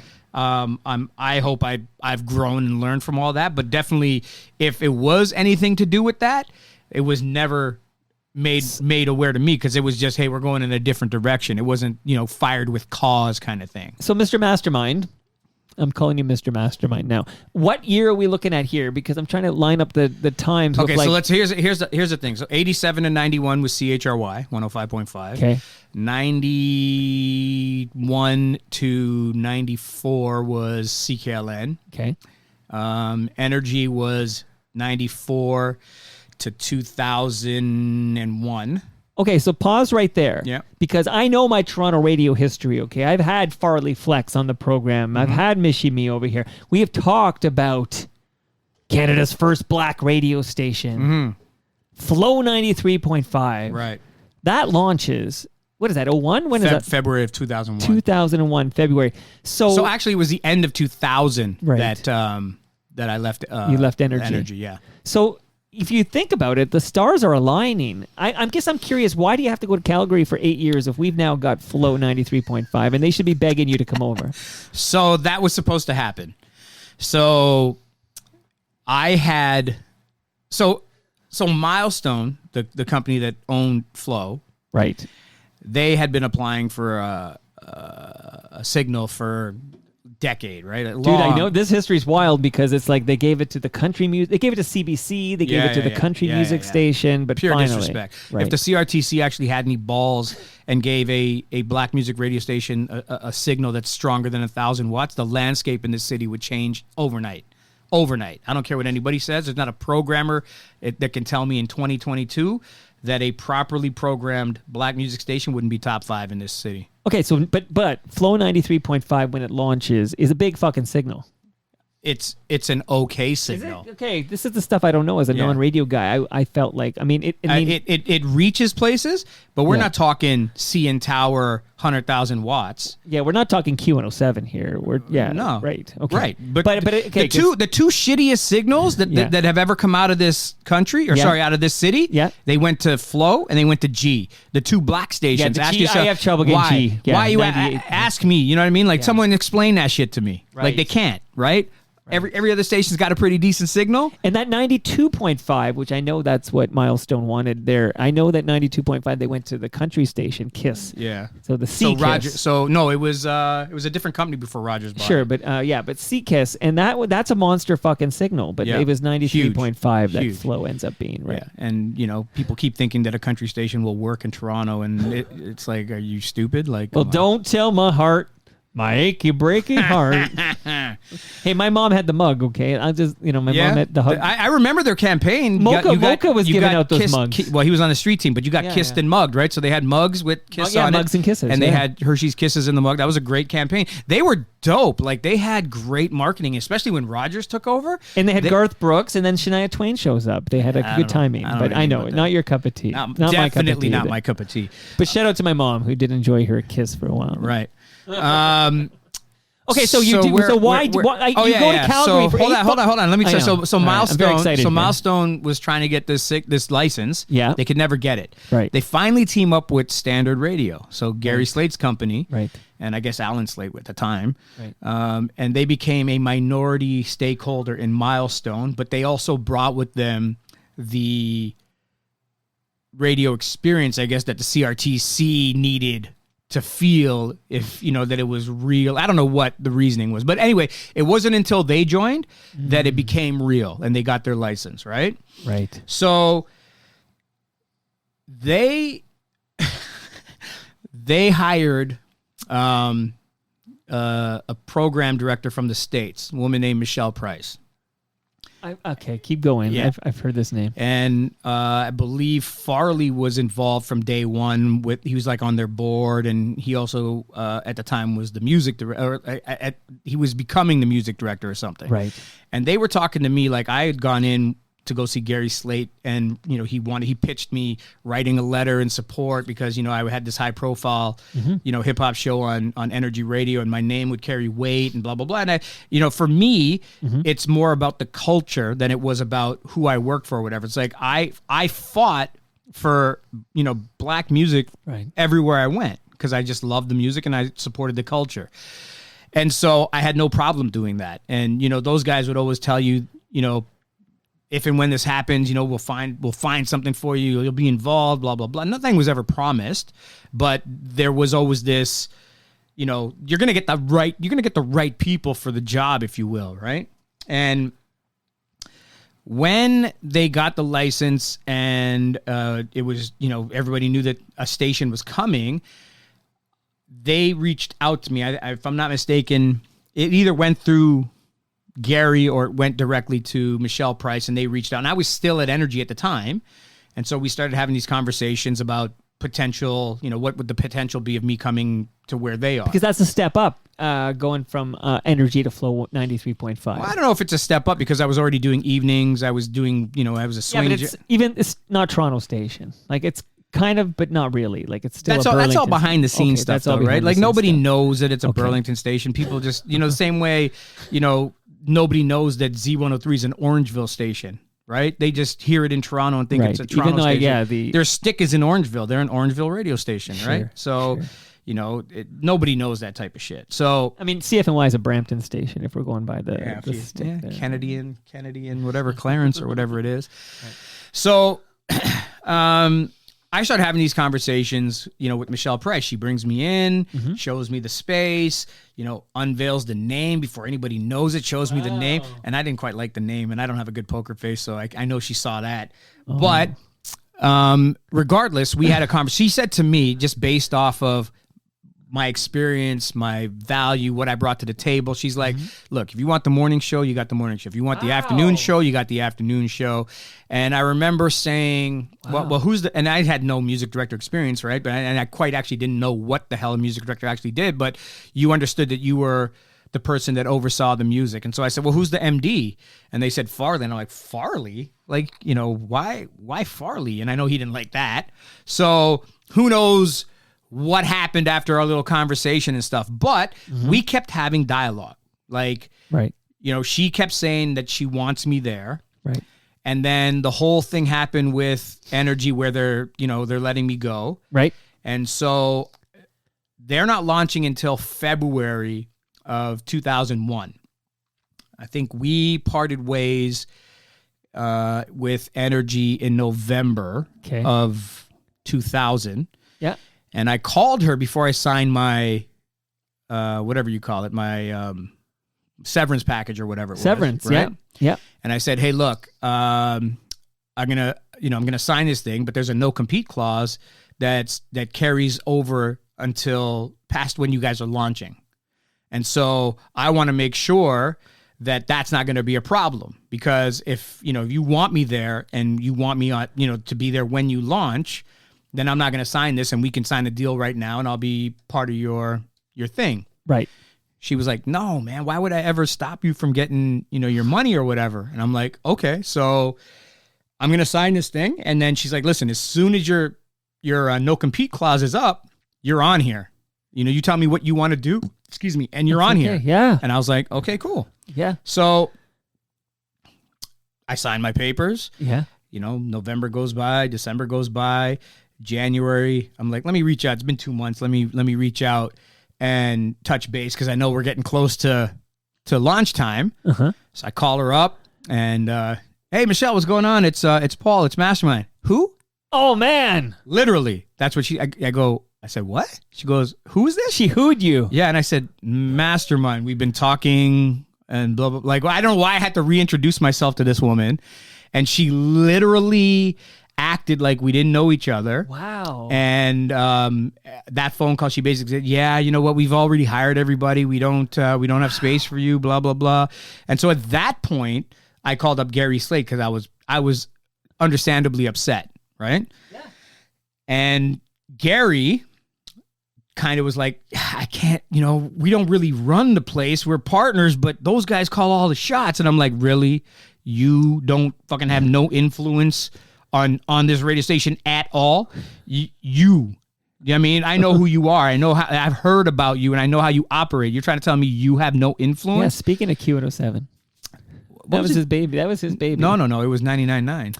Yeah, but I think Q was Slate's baby. Really? I think so. Yeah. Oh, I didn't know he had anything to do with Q107.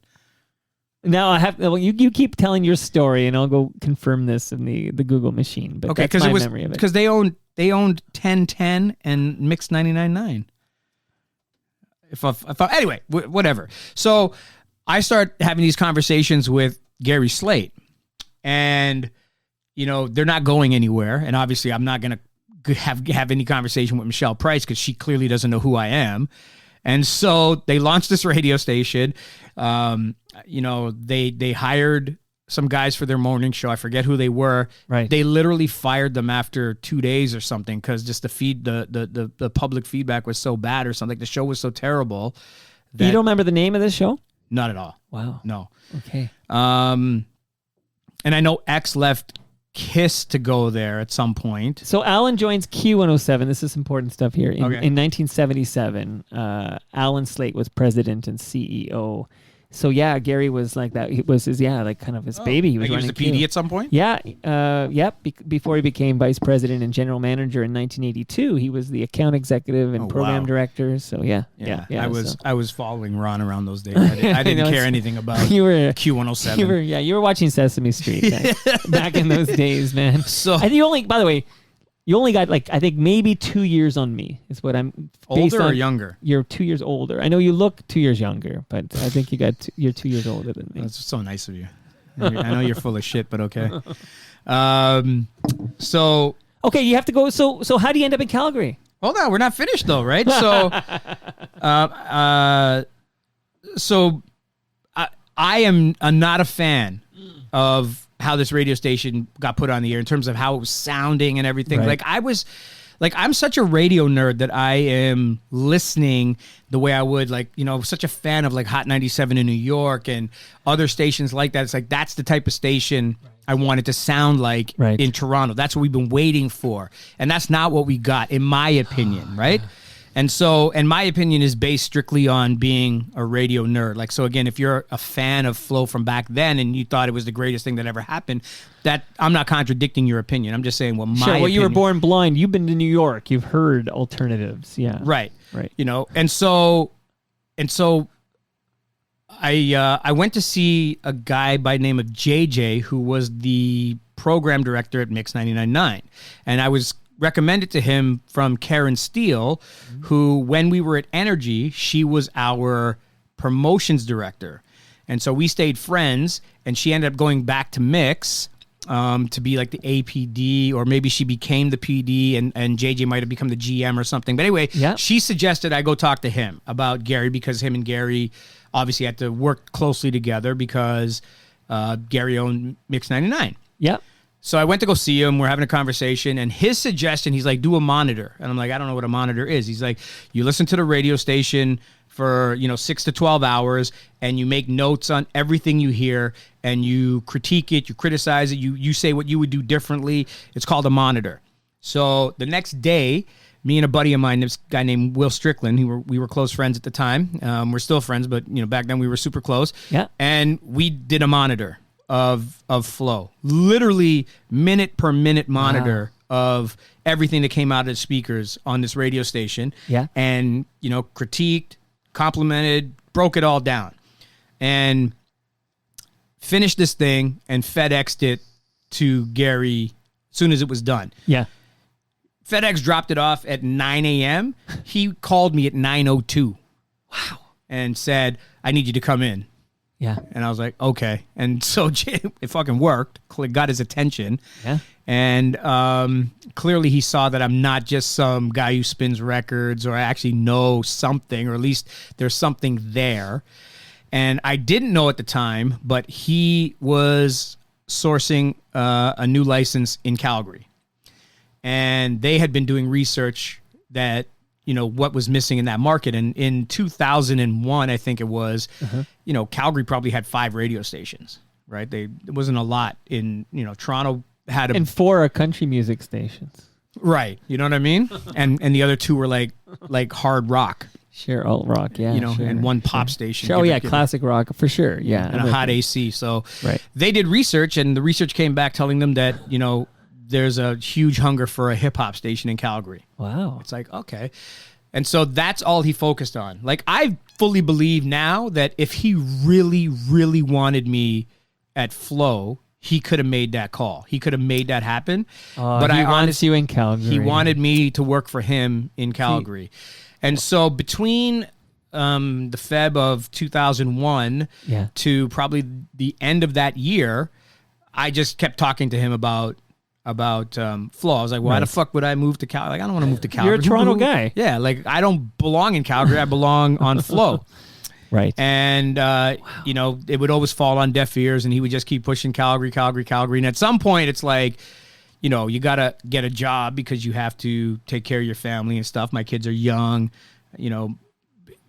eventually your wife's going to be like, dude, you can't just fuck around. You got to start making money. Yeah, get a job, Mastermind. That's Right. what she said.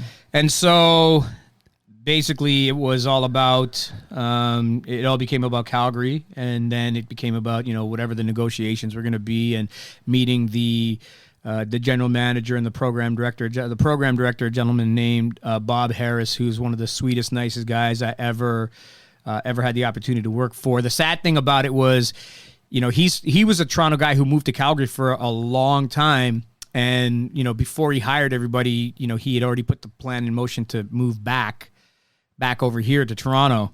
And we didn't know about it until after we moved and all that shit. That might have changed what I did, but right. It just ended up that, and it was a hard sell to my wife too. Like, I'm telling my wife, she's Toronto gal too. Yeah, she's from here. She's from Saga, and born and raised. And it's like, shout out to Mississauga, home of Palma pasta.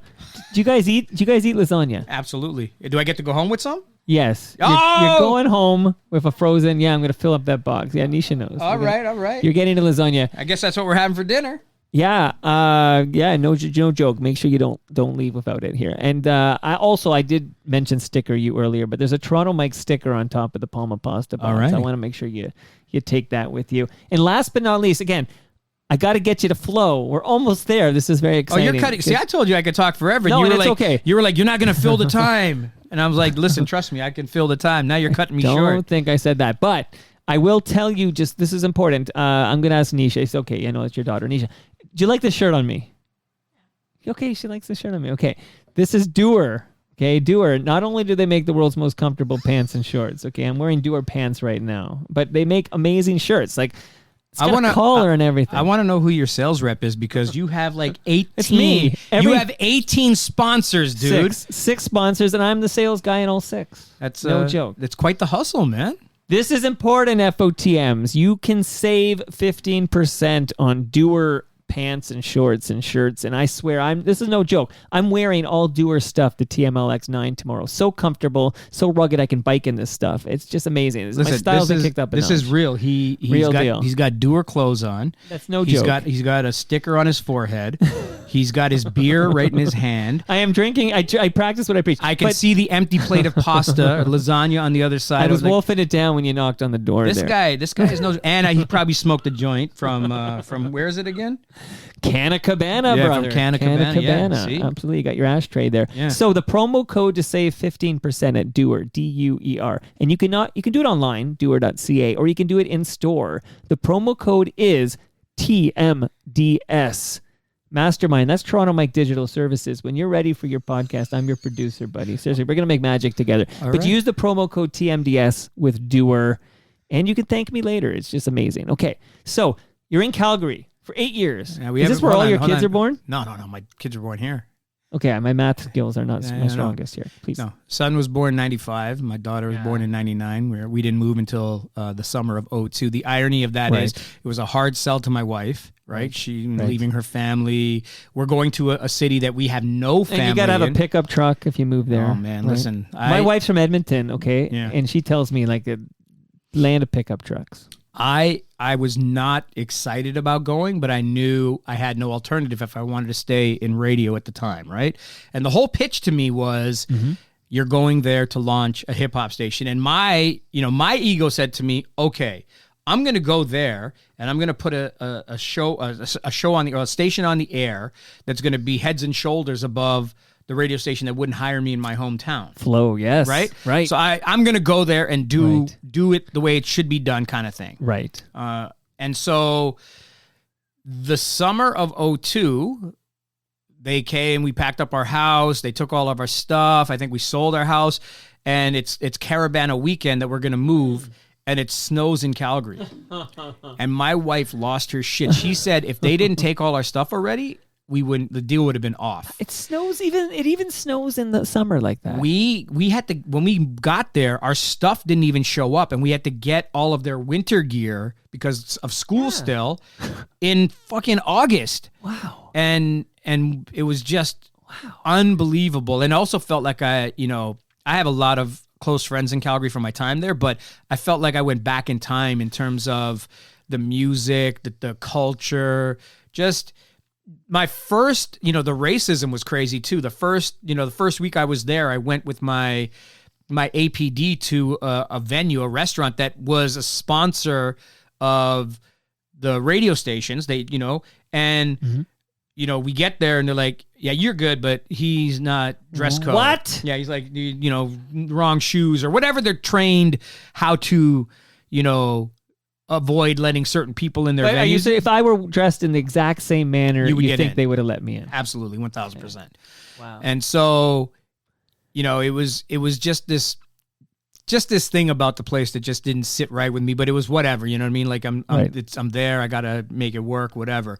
The thing that sucked is so a few things actually happened. So before we even moved, the Standard had a rock station there. So our station's not even on the air yet.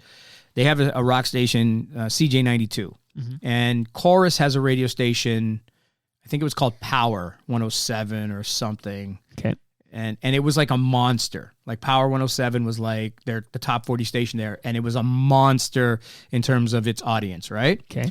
So they get word that Standard is launching. No, sorry, was it Rogers? Sorry, it was Rogers, I think it was. Okay, whoever it was another competing company. And no, I'm sorry, it was Chorus. All right. So instead of saying, hey, we're the biggest, station in the market, we're going to hold our ground, and who cares that a hip hop station is coming, they're going to have to fight against us. Right. Before, almost like a year before, they flipped into a hot AC, just said, fuck it, we're changing, and lost all their audience. And that entire audience went over to CJ92 because CJ92 tweaked it a little bit, and they were still playing rock, but they were playing more crossover stuff that went pop, right? And they just had, now all of a sudden CJ is the monster radio station. So Standard's got the strongest, biggest station in the city. Their direct competitor was owned by Rogers. It was it was 969. I think it was like a rock station or something. Yeah. So Rogers, they decide to flip so this is the summer of 2002. Our station wasn't supposed to launch until I think October that year. They decide to flip 969 into Kiss 969 and start playing hip hop before we come. Okay. Because they know that in the city there's this giant buzz about a hip hop station coming, and they're like, okay, we're gonna fucking pull the rug from under Standard and launch our station and catch all the all the hype about it. Right. So they hired a morning guy and the story, so they hired a morning guy and started calling him Mastermind. Oh my goodness.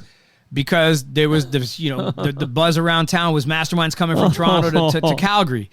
So I think it was like his name was Mike, so they start calling him Mastermind Mike or something. Right. The rumor, I almost went by that name. So the rumor is, according to them, that Rogers told him to do that, and he says Rogers says that he did it on his own.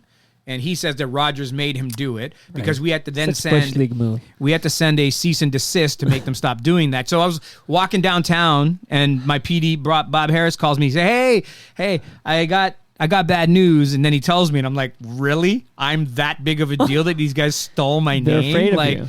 whatever, right? It was funny. And so they did the cease and desist. They had to change, but they still had this hip hop station on the air, and they still got the jump on us. So then, Standard has to go into panic mode, and they're like, okay, we got to get our station on in 2 months, right? So if I got there in August, we're trying to get this station on, by the end of September. And so at that point, it became, balls to the wall. Let's get everything going. And they took away basically 6 months of us having that lead up time to do something, right? Right. And so for the better part of a year, we had 2 hip-hop stations in Calgary, which was crazy. That is crazy. We had a hip-hop station in Vancouver, which was The Beat. We had a hip-hop station in Winnipeg, which I think was a station on a reservation, but it was still a hip-hop station. We had a station in Kitchener-Waterloo that was hip-hop, I think. Okay. And obviously we had Flow in Toronto, right? So in 2002, it was just this amazing thing across the country where, hip-hop radio existed for a hot minute. Wow. And then the thing that happened was Rogers hated the fact that, we're you go hard when you're battling another radio station, and it's not for the weak at heart, and they just didn't want to do it after a while. So by April of the following year, the Kiss 969 flipped to Jack FM. So they flipped. They weren't hip hop anymore. That's like playing what you want, whatever we want, or whatever the hell. And they ended up being quite successful in Calgary, like ridiculously successful. Okay. I don't think that translated that much anywhere else. No, I do remember 92.5 was Jack, and it didn't do well at all. So it's like that format was only good like in Western Canada. So it was an unprogrammable iPod, as I recall. Yeah. So after they flipped, the higher ups at our station and company said, okay, the lane is wide open. Now we can go top 40.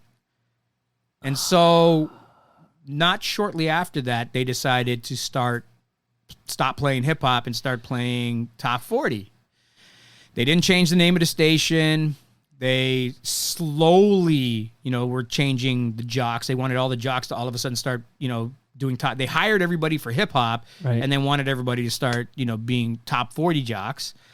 And if you were able to adapt, you could. And if you weren't, then eventually you weren't there anymore. But that's not what I signed up for. Right. And it's a bait and switch. Yeah. So before I left, a lot of my, mentors and stuff that I talked to, they were like, this is a good move. You're going to go there. You're going to learn the stuff that you don't know, in terms of being an MD or an APD, or you're going to learn. Right. And so they were like, go there for 2 years and then come back and, you'll be able to do whatever you want to do. 2 years turned into 8 because there were no opportunities. Like I couldn't. And even, the other thing that was funny is before I left as well, Rogers here at KISS, like they were a top 40 station, but in the last legs before they flipped to Jack or whatever it was, they went like overboard, like hip hop and R&B. And, they had guys like Tarzan Dan front selling all this hip hop because X got poached by them from Flow, right? Because X was doing the evening show at Flow. Right. And then he got poached and went over to KISS. And I forget, it was 2001 or 2002 or something like that. And so they were basically like KISS was basically a hip hop station without, because they still had Mad Dog and Billy in the morning. So they were saying was Darren was there. Darren Jones. And so they had all these, the same way that in Calgary, they had all these hip hop people front selling top 40 shit. Right. It was the other way around at KISS. And I think their audience fell off and, they eventually ended up flipping to Jack or whatever it was. Right. But the irony was before I left, they tried to keep me from going to Calgary. So this is before they flipped and all that. Okay. And before they named the guy Mastermind or they Julie Adam called me up and she was pitching me to stay. It's like, what is it going to take for us to keep you? And, I was like, I just signed with these guys. Like, why didn't you call me a month ago?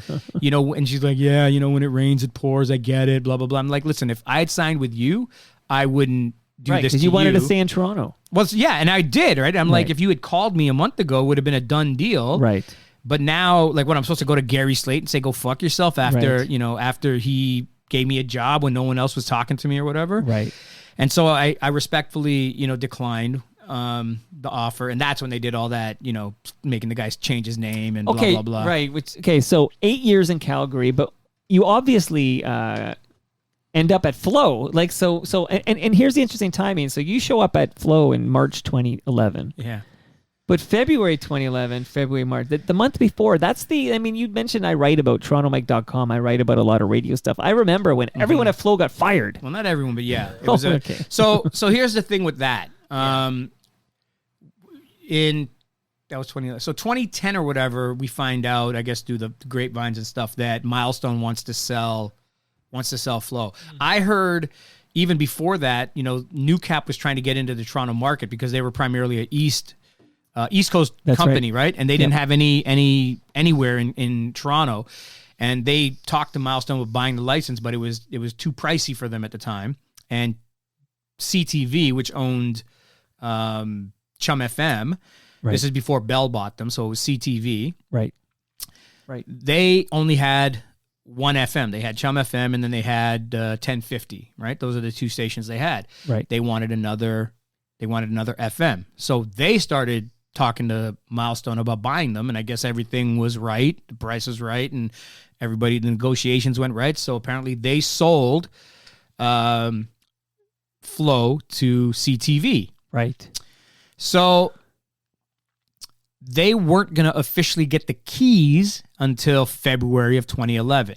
Now, I'm in Calgary, and I got fired from my Astro Media, the station that I was with, and ran my course.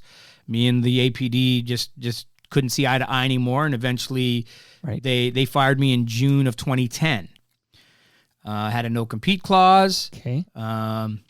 Came to Toronto because at this point you knew that CTV bought Flow. You knew that already happened, but they didn't own it yet, right? They just CRT regulations and all that type of stuff, right? CRTC.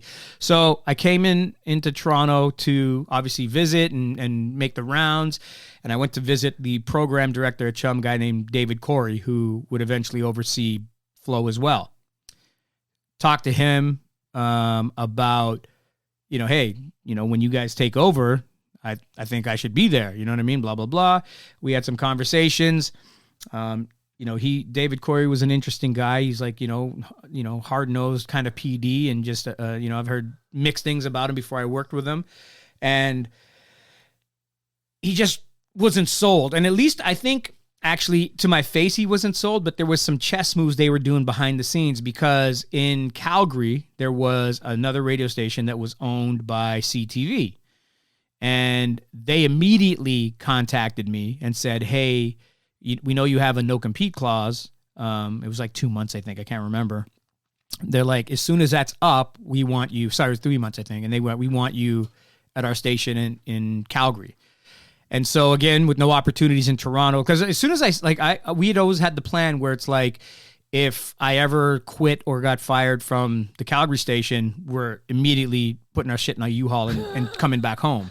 Right. And when that opportunity came up, it was like, I didn't want to do it. And the pitch that the general manager and the program director hit me with was like, look, we know you want to go home, and we know you want to be at Flow, and our company owns Flow.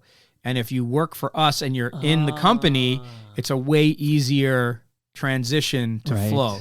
So a part of me believes that as much as David Corey was telling me to my face, yeah, no, I'm not sure, blah, blah, blah, I think he might have put the wheels in motion to get that to happen so that when there was an opportunity, that, I'd be there. And I didn't press it beyond that, because this guy, his poker face was pretty good. Like I would send him, they would say, hey, so David wants you to send him demos and stuff. And this guy would fire back like just the most asinine critiques about how not good I was and stuff. And I was like, dude, you realize my afternoon drive show had a 16 share, and the closest guy to me was like a 7. Is that right? Yeah, and I'm like, and you're trying to tell me I'm not good? What's that targeted demo? That's like young dudes? No, that was what is 1834, 1844. Okay, yeah, that's adults amazing. Across the board. Yeah, Wow. like, obviously you factor some of it into the station itself and being a heritage station, because at that point we were already 8 years in. But still, if you suck, ain't nobody going to listen to you regardless, right? Right. So I'm not so sure that's true, but yes, please continue. I guess. So I like what I hear about being in the building, and potentially like a Trojan horse, man. You're in there already. Let's go. And then the other cool thing about it is, even though my no compete clause was only 2 months, my severance was 7 months. And so I had 2 paychecks for like house money. Let's go. Yeah, for five months of that. So when I joined these guys in September, it was a weekend swing shift thing. Did it, put my ego aside and just did my thing, bided my time, made new friends at that radio station. And I had no idea that they were going to do what they did in February of 2011. When you had nothing to do with that. Nothing. It was funny because my name got dragged into that mix, and I was like, I'm in Calgary. Like, they're connecting dots, right? But again, I didn't work for them. And at that point, I had no idea. But same parent company. Yeah, but at that point, there had never been any conversation about them saying, yes, guess what, you're going, to Flow or anything like that. So that unfortunate day happened in February where, a huge portion of the staff got fired. And a big, in hindsight, a big part of that to them, to the Bell guys or the CTV guys, was doing some housekeeping, if you will. Like, they just felt the station was too cluttered. There were certain shows that they didn't like, they didn't understand. The programmers were both American guys, right? So David Corey and Scott Morello, who's the APD, they came from Boston. They were like American guys, and they had their American vision of what this is supposed to sound like. And they were the ones that were going to come and make Flow the big successful station because they came from rhythmic or black music backgrounds. Right. And so, firing the morning show and all the other shows. What was the morning show? That was Mark and Jem. Right. And then they got fired, and they brought in JJ and Melanie. FOTM's JJ and Melanie. If I'm not mistaken. I think that's how it went. Yeah, I think so. And then, they got rid of a bunch of specialty shows, like the reggae show got chopped. Right. The soca show got chopped. The OTA Live, which is a hugely popular show, got chopped. Some other jocks like Devo Brown, and he's in such a better spot that he is now than he ever was, right? Like he got chopped. And so they fired a bunch of people, and again, nobody knew. So this happened in February of 2011. Right. And then in March, out of nowhere, I get the call. David Corey calls me. He's like, yeah, I need you here next week. And I was like, what? And he was like, yep, this is what the job is. This is blah. I'm sending the contract. Rah, rah, ray. Wow. And are you good? Can you leave? And I'm like, yeah, okay, no problem. So literally, a month later is when they called me to come back. And so I joined. In March. In March. I forget the date exactly, but it was March of 2011. And I was there until until March of 2020. Okay, couple of fun. So I mentioned we're on the pirate live stream at live.torontomike.com, and a couple of fun facts from YYZ Gord. One is that we were struggling to name that nightclub at the top of the CN Tower. It's called Sparkles.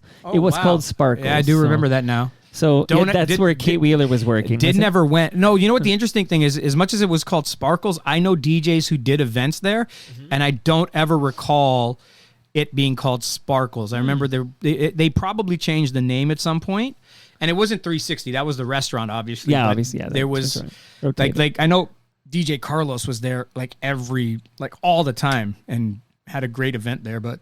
Okay, and one more fun fact, because you were talking about how Caravana was going on in Toronto and it was snowing in Calgary. And he says, fun fact, he says, there's no month of the year that it hasn't snowed at least once in Calgary. So. Yeah, I remember there was one year where I can tell you two stories. When I went on a DJing tour way before ever any moving there was even thinking of. It was like, I just would always DJ in different cities. Right. Me and a buddy of mine who now works at Universal Music, he was a good friend of mine. He would, go with me to when I would, leave, and he'd rock my mic and do things like that. We went to Calgary in, again, probably the spring at some point. Right. And, we woke up in the morning from, our hotel. We look outside. It's a blizzard. It's a blizzard outside. And we're like, what the fuck? And literally by 1 o'clock in the afternoon, everything had melted and it was sunny again. It's 20 degrees. It literally was. And we were just like, this is the wildest shit we've ever seen. But there was a time in Calgary where, we left the house. It was sunny. Beautiful. We leave the windows open on in our bonus room. Yeah. And we go out for the day, and you could be on the other side of the city, and everything is great. We came back, and there was snow in our living room. The carpet was soaking. It was just what the and there was a Christmas one year where it was like 20 degrees. We went and played football on Christmas, right? And they always say it's the Chinooks and blah, blah, blah. And I'm like, I don't care. I don't just make it normal. You know what I mean? Be consistent. I had never seen snow in October until I moved to Calgary. Like our kids would go trick-or-treating in snowsuits. Again, my wife's from Edmonton, so I'll hear stories about how they've got they got 10 centimeters of snow last night, and it's I'm wearing shorts on my bike. I hated the weather. Now, don't get me wrong. In the summer when it's beautiful, it's absolutely beautiful. Okay, but you only get summer for like 3 months. Right. Okay. So this is exciting now that we've finally got you to flow. Okay. Now I have questions for you. You ready for my flow questions? Did we hit all the timelines? I'm trying to think. Yeah, I think we're good. Okay, so flow, which, I have been monitoring this station because I'm naturally curious and interested in this station and how it evolved or devolved. I guess we'll talk about that right now. Okay, so you mentioned Chum owns it. They try to make it kind of more mainstream. And then again, I won't bore everybody with the details, but Bell buys Chum, right? So CTV owns it. And Bell, okay. and Bell, and Bell bought CTV. Okay, so and then as you pointed out earlier, you're only allowed to own in this market, at least as of this recording date, because this might change. But right now, you can only have 2 FM, 2 AM in this market. Correct. So they have to basically in Canada, they have to. This is CRTC stuff. So they have to divulge themselves. So Bell sells Flow and Boom to Newcap. Oh, you're way ahead of the curve. Hold on. You're jumping around. So right now, Bell owns Chum and Flow, right? Chum and Flow, yeah. Right. I'm with you. And 1010. Right, on the AM dial. Yeah, is it 10? And 1050. Yes, and 1050. And 1050. Right. So Bell in probably 2014, 2013 or 2014, one of the two, they say we want to buy Astral Media. Right. And Astral Media was, they're the company that bought Standard. Right, that was just Chum and Virgin. Am I right? No, that not would be Chum Boom, and Virgin. Boom and Virgin. Boom and Virgin. Well, no, actually back then it was Mix 99.9 and and it wasn't Boom either. It was like Easy Rock or some shit like that. I love Easy Rock. Or whatever it was. And so that's Astral Media, right? Right. And Astral Media was the company that I worked for when I was in Calgary before I went over to CTV. Right. And, beyond radio, they also owned like multimedia, like billboards and all that outdoor marketing type stuff, right? Sure. And if you really, really, really want to go back, they owned pictures. They owned photography stores, Astral Photography. And I think I don't want to be pretentious here, but I was told it's Astral. I don't care. I don't give a shit. I'm not from Montreal. I did warn you it was pretentious. I'm not from Quebec. I'm not calling it Astral. Dude, I mispronounce every other word. Yeah, so yeah. They can kiss my Astral. So Bell's like, yeah, we want to buy Astral. So they go through this first pitch where they basically, what they were trying to do was get the CRTC to relax their rules. They were saying, listen, it's time. If you compare us to the States, companies in the States can own up to like 5 or 6 FMs, and same with their AMs. And, it just makes for a more competitive marketplace. And Toronto's a big fucking city. And yeah, right? And so that was their initial pitch. The CRTC apparently said, go fuck yourself. That's never happening, or whatever it was. Right. And so then at that point, they had to redo whatever their pitch was. And so the pitch then became, they looked at all the stations between the both companies, between Astral and Bell, and looked at the less successful performing radio stations. Because they have 6 at this point.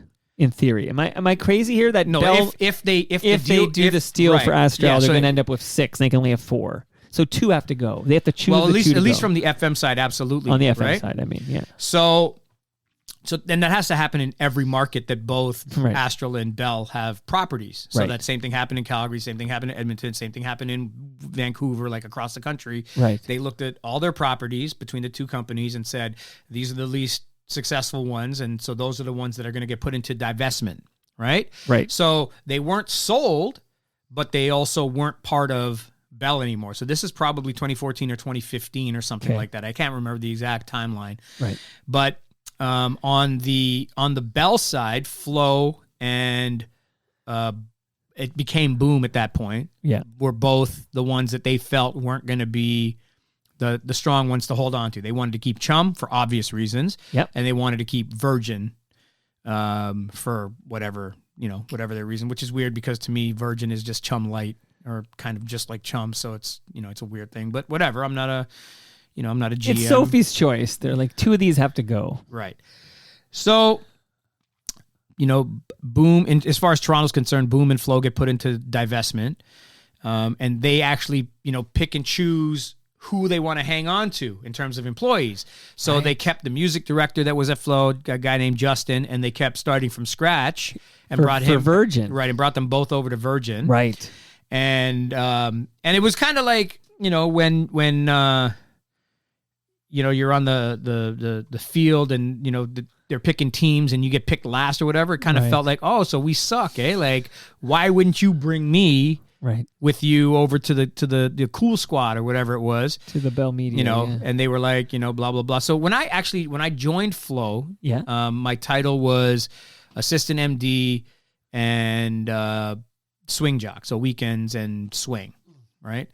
So the minute that the divestment was about to get finalized, David Corey comes in while I'm working and he says, I'm making you the APD before. And that's assistant program director? Correct. What is that? Okay, gotcha.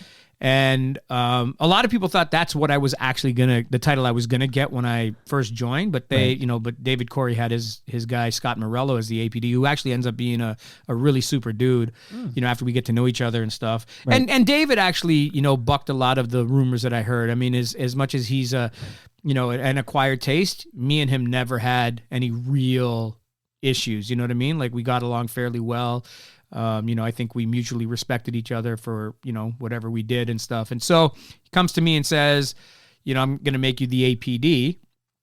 And I was like, okay, let's go. Let's make it happen or whatever. Right. And then at some point we were in divestment for at least 6 months to a year. Like, I don't remember how long, but then New Cap, obviously now they're like, this is our way in to Toronto. We're talking about Newfoundland Capital, which is primarily, an East Coast broadcast company with they also own a bunch of car dealerships and some other stuff, right? So they're like, hey, we can buy 2 frequencies in Toronto, right? And finally, fulfill our portfolio of getting out of, the East Coast and being sent in the biggest market in the country. Right.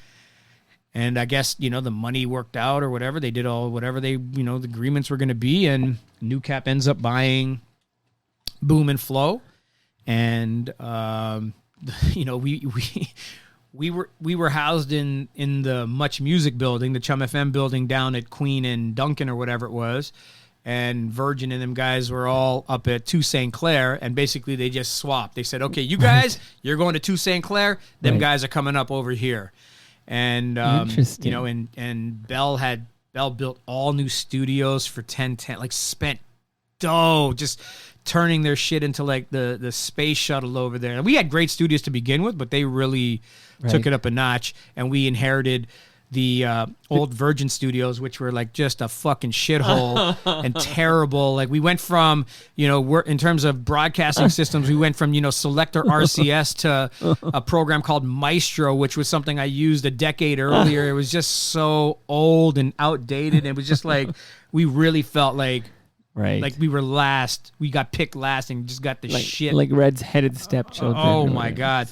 So that's how that whole shit went down. Okay, so because my friend Scott Turner comes back. He ends up with the Move. Okay, so Flow becomes Move 93.5.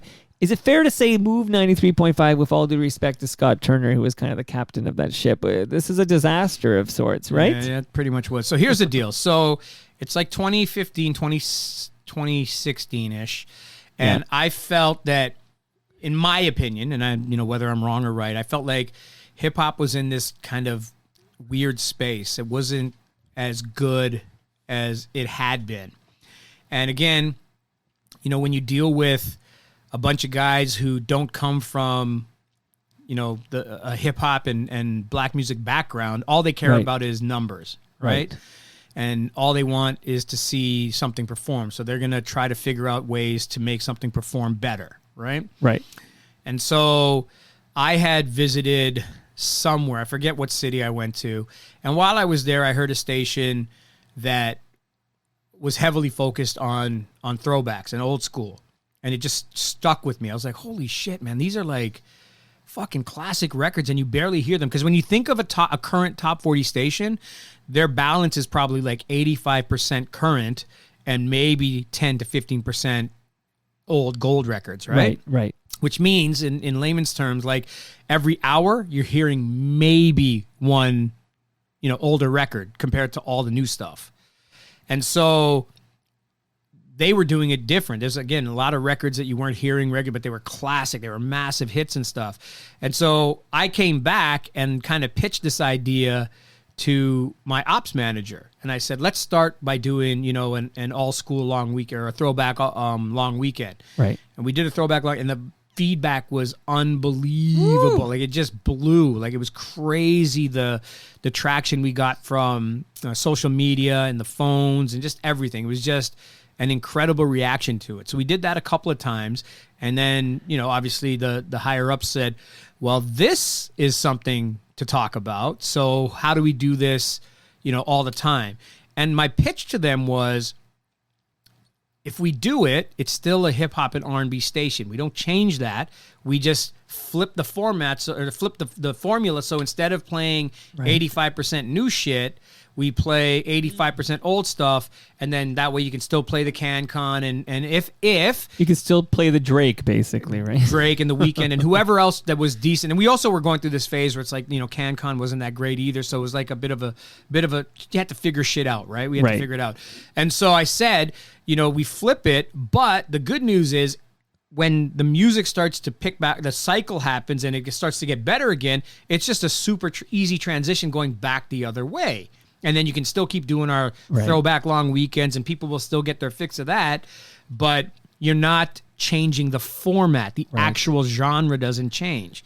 They then started saying, okay, this is great, but how do we start playing other stuff? Like, how can we want to play Britney and NSYNC and all those other records that aren't getting played anywhere. And I, reluctantly was like, well, yeah, I mean, some of those records have, nostalgia factors, but it's not flow records and shit, right? So it's not hip hop. It's definitely not hip hop and R&B. And I I wasn't involved in any way whatsoever with their discussions of hiring Scott. It was like I was asked about Scott and what my relationship with him was, but it wasn't said to me, "Hey, we're talking to him because we want to bring him in or whatever," right? And my relationship, like me and Scott, have obviously been friends. Since Energy. Sure. We just haven't worked together since. And Scott came in, and his idea was. Instead of just because the positioning statement was all the best throwbacks, and his take on it was, well, we're not really playing all the best throwbacks. We're playing some of the best throwbacks. We should be playing all of them. And so his vision was more of bringing in I remember his pitch. He went in and pitched it to the GM, and he brought in a block of cheese, and he brought in a thing of sugar, a bag of sugar, and he said, we need to play more cheese and we need to play more sugar. And his thing, and so that was his pitch, and he brought props to that meeting. Yeah, he brought props, and he basically was, kind of wanted to turn the radio station back into what Energy was, which obviously is a fond place for Scott. It was a very successful thing that he did, right? Yeah, it just didn't translate on this particular. Well, it's frequency. funny when you say sugar. And then when they when they agreed that this was the way we were going to go, yeah. They said, well, we can't play this stuff, Venga Boys and whoever the fuck else it was. We can't play that on Flow. And so they did some brainstorming. The higher-ups, did their thing and their research and their blah, blah, blah, and came up with 93.5 The Move. And so they changed the name. Yeah, rebranded. Changed, some of the on-air staff, fired a bunch of people, and, and it became 93.5 The Move, and very similar, unfortunately, to what Dean Sinclair did to Energy. Basically, it put Flow into the toilet. Like the ratings were 0 at one point, right? So back to hip hop. So yeah, that didn't happen until the end of 2017 or 2018. I think it was the end. Why do you think, Paul? Why do you think? Sorry, Mastermind. No, Mastermind. Paul's fine. I don't. Yeah. Why do you think Move was a mistake? Like, was it like what? Why did it fail? The music. It didn't like too much Sugar Jones. I like that jam by Sugar. Listen, Jones. it just. I don't believe, and again, this is just my opinion. Yeah. I don't believe that Euro shit had recall value, right? Like, again, you'll hear, the odd record in a sports arena, primarily hockey. They love their 2 Unlimited at a hockey arena. Yeah, they love their Cotton Eye Joe in Calgary. Cotton Eye Joe is a staple at the fucking Saddle Dome in Calgary. Until very recently, it was a staple here. Yeah, I'm glad I never heard it. I would fight people with fucking Cotton Eye Joe. Wow. But I don't believe that any of that stuff rednecks has value in at that time 2017, 2018, oh, right? My goodness. Okay. And so that's my opinion again. And but I can argue that the ratings kind of prove that shit, right? Because if it was the greatest thing ever, then we would have not changed. It wouldn't have been a bad thing. So, Scott's bosses knew it wasn't working, right? Strictly based off of, numbers don't lie. Numbers don't lie. And so they started doing research secretly, right? Their bosses were like, they wanted to flip it to country. And, the VP and the ops manager, they were like, no, that's not the way to go. Let's do the research. The research came back overwhelmingly that we need to be hip hop again. So at the end of 2017, again, I didn't know anything about it. I was very unhappy, right? During this whole period, because the station went beyond what I said. I said, don't change the format, right? Like, keep it hip hop and R&B. Right. And it didn't, right? They didn't do that. And at this time, your afternoon drive, right? Correct. Yeah. Okay. So basically back to hip hop. And this is a time when there's lots of, I'm thinking of like, Kendrick Lamar, and there's a lot of big hip hop acts.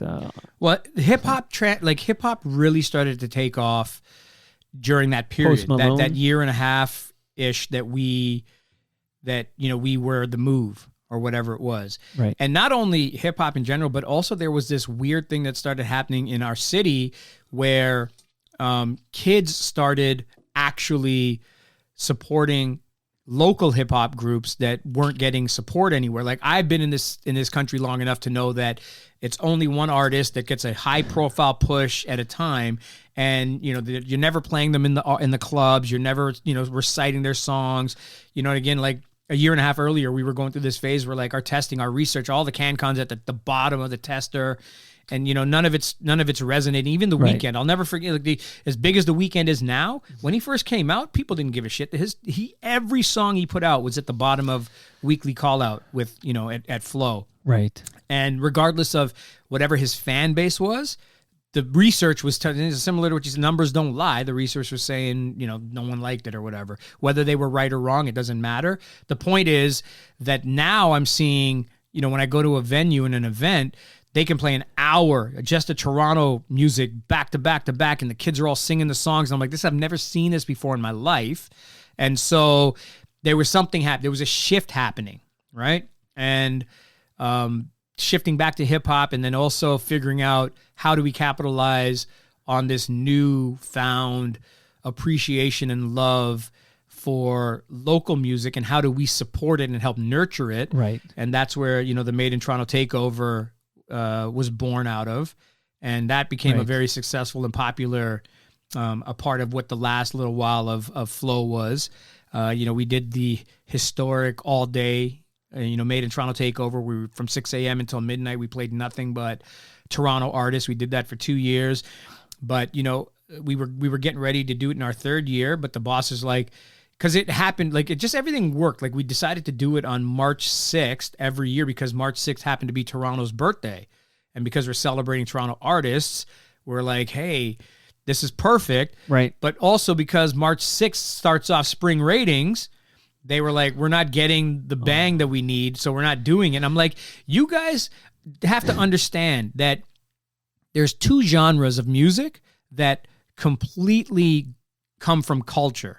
One is black music and one is country music.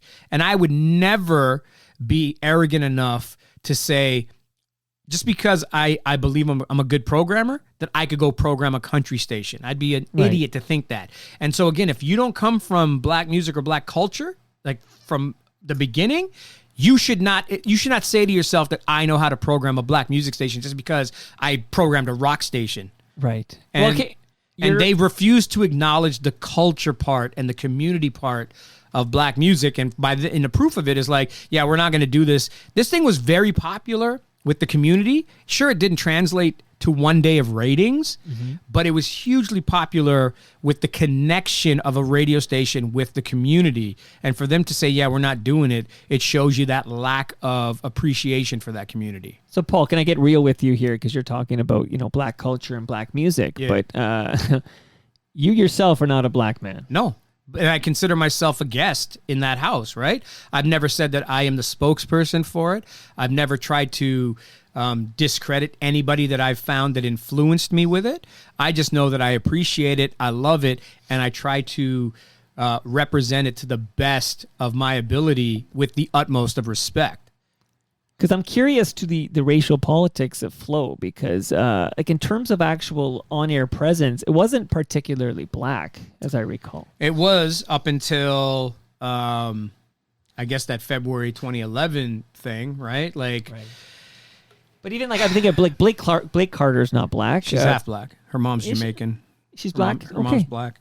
She's just one of those. What do you call it when you can pass? Pass? Yeah, she's a passer. I honestly had no idea Blake Carter was black. JJ, JJ's black for sure because he sat right there. Yeah. He's a proud black man. Yeah. But Melanie wasn't. No. And Peter Cash is not. He's not. I am not. Ricochet is not. Right. But I just found and I'm only bringing. I'm not trying to. No, and now Flow is. Now we'll talk about what happened to Flow, but right after we talk about what happened in March 2020. But was this something though that was like in the inside the Flow that there's an awareness that for a black station playing black music, not particularly those guys? Black. Though, yeah, you know what? Like, I believe that there's definitely some systemic. Blake Carter's black. I honestly today I learned. Black. Okay, well, I think half black is black. Is your daughter black? Yeah, absolutely. There you go. But if someone looked at her, they'd think she's Indian, right? Sure. Yeah. So, It's it is what it is, right? And that was another part. Like when I was pitching, going back, when I was pitching the whole mommy yoki thing to them, right? It was intentional because Blake's mom has a Jamaican accent, and people who listen will not only like her from her personality standpoint, right, but they'll be able to associate the fact that Blake has a black background, right? Right, because I follow this pretty damn close. Blake sat there, and we did a deep dive. Today I learned, as they say on Reddit, like I had no idea Blake Carter was black. Yeah, well, So today, I don't think she was keeping it a secret, but again, a lot of people didn't know Mariah Carey's half black either, right? So there's that. Okay, so let's talk about March 2020. In fact, you, at the very beginning of this conversation, you talked about, what TorontoMike.com, how you knew this Toronto Mike guy. So I'm just going to read what I wrote, okay, in March 2020. Okay.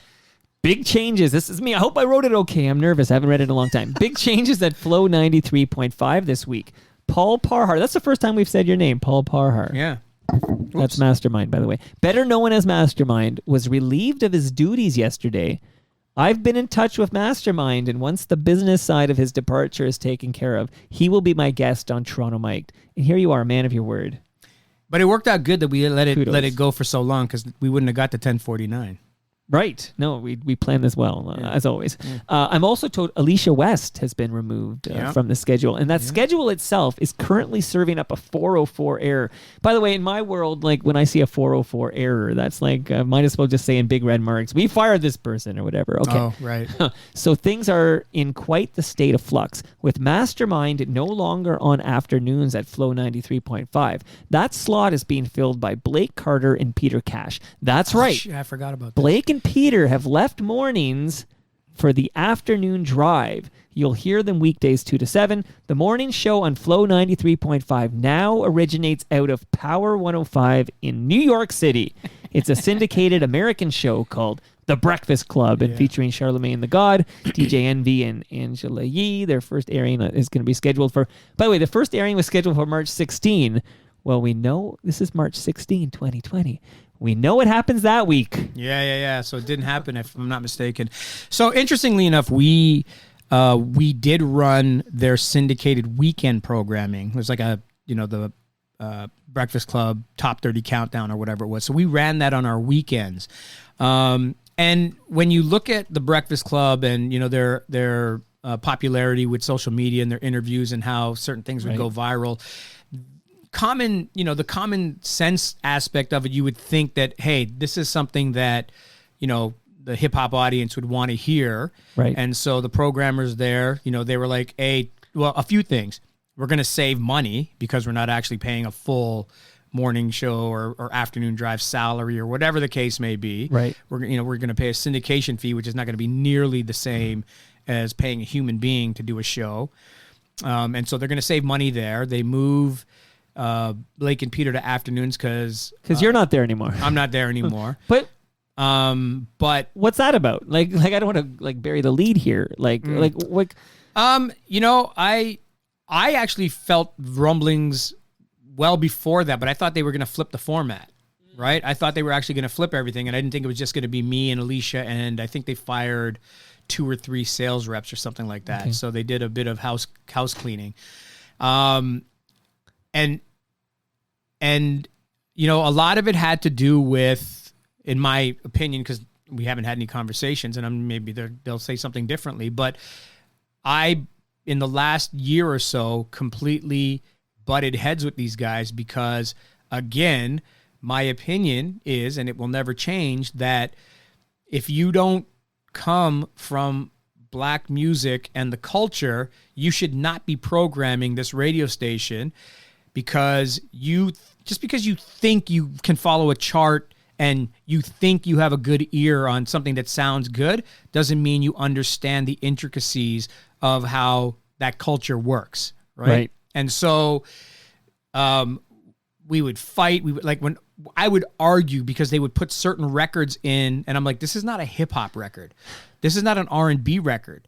This has nothing to do with what this format is, and we already did this. We did this dumb shit when we were The Move, and even before that, when you would have us playing house, like not even house, but like CHR pop dancey records, because you thought our urban CanCon wasn't good enough, black music CanCon wasn't good enough. We did all this bullshit already, and so I would fight. I'd be the only person of color in a boardroom with a bunch of rock dudes and research guys who don't have any background in any of the culture other than looking at numbers and data. And these guys are trying to run a black music station and they don't know what they're doing. And I don't care what anybody says. They can try and argue. Because one of the conversations I had with my ops manager when we first inherited the station from David Corey was, he's like, I don't know anything about this. I don't know nothing about this. And I think it took him a couple weeks and he finally came. He's like, I figured it out. I keep looking at this wrong. I shouldn't be looking at this like it's a black music station. I should just look at it like it's a station that plays black music, and I can program it like it's a top 40 station or like it's a rock station. More Katy Perry. And so, well, yeah. So it's like they say, we'll play a Taylor Swift record because it has Kendrick Lamar on it. Right. And I'm like, well, why the fuck would we do that? Like that makes that's not what this is supposed to be, right? We're not a CHR that plays the odd record that has a 16-bar hip-hop version. We're a fucking hip-hop station, so we should be doing hip-hop. And so my humble opinion is that they got sick and tired of the guy who just keeps not towing the line and fighting with them and arguing with them. And who knows if there's something else. I don't know if there's anything else because it wasn't made aware to me, right? Right. But I knew it was going to happen because, again, as I mentioned earlier, I got that text at the end of my show at 8:00 at night or whatever, and I got that from. And the other thing, they did so much dumb shit. They hired a program director, so instead of giving, like they said to flip back to hip hop, instead of making me the PD, which we thought is what they would have done, my ops manager was still mad at me because when I was the APD and we were going through that move shit, and I was very unhappy, I resigned that position.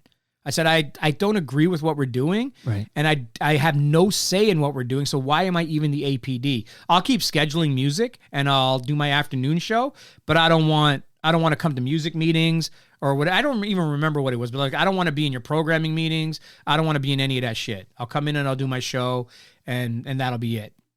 He was still in his feelings about that because when they decided to flip back, instead of putting a programmer in that knows the music, they went and hired the program director from their Ottawa station, which is a medium market, a small medium market, top 40, knows nothing about the music or the culture, but, programs a successful station in a diary market. Right. You know what I mean? Right, not the PPM device. Not the PPM. And also who admitted to me later that person believed that if Ottawa decided to turn PPM overnight, that they would not be number one anymore. They would be in the toilet.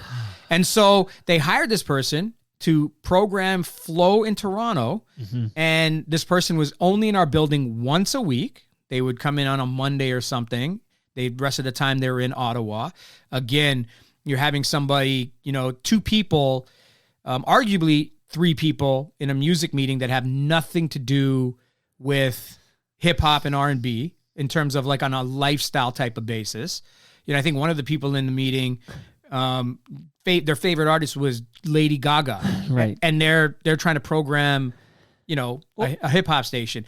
And so, again, I kind of get a little emotional about it because it's so. Well, you gave a shit. That's why I gave a shit, but it shows you the arrogance of the programmers in this country. They think they know what they're fucking doing, and clearly they don't. And so, if you fast forward now to what Flow has become, and they're super comfortable, playing a station with Finger 11 and Nickelback and all this fucking rock shit, because you know what? They're more comfortable with that music, and they could probably sell that music a little more easily to advertisers or whatever. So it's a cop-out as far as I'm concerned. Because I don't believe that station's going to be any more successful ratings-wise. Unless something has changed and they're doing tremendously well, I don't see that station doing any better than Flow did. Right. You're just playing music that you're more comfortable. This is Today Radio. Whatever the fuck it's called. Today. Hold on, Paul. Hold on here. Back it up here. Yeah. Okay. So if I'm hearing right, this is Toronto, which is Canada's most multicultural, one of the most multicultural, maybe the most multicultural city in the on the planet Earth. Yeah, of course. Okay. the hip hop station, the black station, had one person of color in that boardroom, and that was you. Yeah.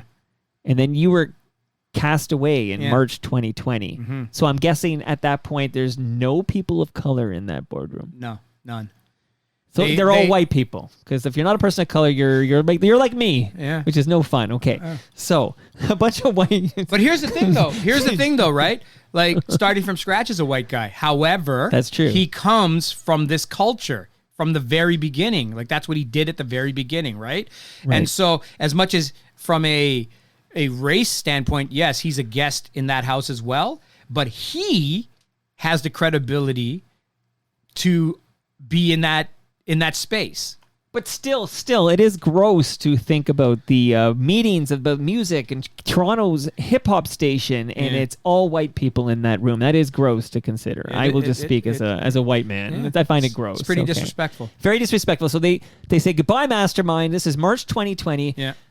The station can't live long without you because, and again, I'm gonna try to remember this, and you'll tell me, and maybe you don't even care, but they give the branding, like they say to G97. Oh, recently you're talking about recently. Recent now, recent. Yeah. They say to G was previously known as G98.7. Yeah. Here's the branding. You can now use the Flow. Didn't mean anything else. Here's a logo for you. Right. And the name Flow. I believe that was a way for them to, I guess, kind of save face. And I don't know the real motivation behind it.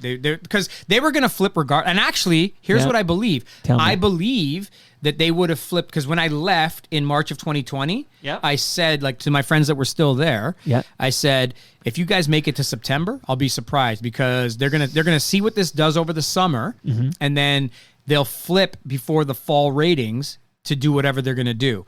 And because of the pandemic, I believe all those plans got put on hold. And so what they intentionally wanted to do was see whatever would happen through the summer. Right. If it started to do okay, then maybe, or they would just put the plan in motion like they did in February of this past year. So the pandemic happens. We can't flip. People are not even coming into the station. There's nobody, we're all broadcasting from home. We can't flip a fucking radio station now. Oh, God damn it. What are we going to do? Right. So what was that? That was 2020. So then 2021 rolls along, and I said to my friend, I go, they're going to flip the station in the spring. Like they're going to do it in February because this is not working for them, right? But the pandemic was still happening. It was still, I think that was the second wave happened, and it just fucking, the timelines weren't working for these guys, right? So everything got delayed, and then in the summer of 2021, when shit started to open up again and things, then the fucking things started to relax, and everyone, okay, so now we're gonna get the ball in motion, and shit's gonna happen in either the fall or the spring. It just so happened that whatever happened in, September, October of last year was still pandemic related, and they ended up doing it in February. So going back to them giving the name to G, they had conversations with them. And so what I believe, and I don't know anything to be fact at all, what I believe is this was a way for them to say, hey, look, we're white guys who don't know nothing about black music, and we're not doing it right, and so we're going to give it to a black-owned radio station or a people of color radio station and let them do it right. Because regardless if they gave the name or not, because like G could have said, go fuck yourself, we don't want that. Right. Regardless of however that transaction played out, they were going to flip regardless. Right. This was just them saying, hey, guess what? Flow is still around. It's just on a different frequency, and and now it's more black. Which, I don't know at face value. I don't know how that was, accepted or responded to. You know what I mean? Like, is it? Well, the frequency itself is far weaker. First of all, far weaker, and then it's just literally just a logo switch. There's no personnel or any people from the old Flow that moved over to the new Flow. Like zero changed that regard. But now the station formerly known as Flow 93.5, of course, is I know you don't care, but this is now called Today Radio, and basically it's like phony baloney, like talking stories, and then kind of a jack kind of. Is it like Boom Light? Kind of like Boom, but you don't know what they're gonna play. Whatever. Mark Weisblot comes on this show once a month, and that's when we do most of our radio talk. And at the beginning, he was kind of reporting back, but he's fallen out of favor with this new station. He was there? I don't even know who this person is. He wasn't there. He wasn't there. He was listening. He might have been the only guy listening, so I needed somebody to listen to tell me what the fuck is going on at 93.5. Anyway, we'll move on from that. I want to know, So first of all, I do want to know, like, as a lover of hip-hop in the city, yeah. How do you feel about what's happened to Flow? Like, forget the fact that you were there and they said goodbye to you in March 2020. Yeah. Like, it's a loss for this city, right? It is. Well, you know what? Again, it is an embarrassment for this industry. Mm-hmm. It's an embarrassment for this country that the biggest genre of music on the planet, we don't even have a station that plays it in the biggest market, and we never had one playing it across the country. Right. Like here's the thing that I believe as well. If Flow was more successful, and I believe there's a bunch of reasons that, you know, if I decided to get into them, there would be a lot of conspiracy talk, and we'd probably be here for another 2 hours, and I got to pee, so that's not going to happen. But well, your daughter could take over if you wanted to run over there. I honestly believe that there's a lot of factors as to why a black music station that plays the biggest music on the planet was not a top 5 radio station in Toronto, let alone anywhere else. But I believe that if it was a top 5 radio station, that all of these companies would then be like, okay, we need to have one in Calgary, we need to have one in, you know, Vancouver, we need to have one in. So is it steeped in racism? Like, I'm always wondering. I believe that, you know, there's definitely some systemic aspects to it. Okay. The advertising aspect that, you know, is not the same as it is in the US, where, you know, companies allocate a certain percentage of their budgets to black audiences and black clientele. I don't know if they do that here in Canada. Probably not. And, you know, when you listen to or even watch a primarily, you know, black skewing station in the States, all of their advertising is created for black clientele. You can hear the difference in their commercials. You can see the difference in their commercials. They don't do that here, right? And so I believe that that's a big part. Because, again, let's imagine this. Yeah. Let's imagine that Flow, you know, was only a 3 share. Right. But they were bringing in $15 million in advertising a year. They wouldn't give a fuck.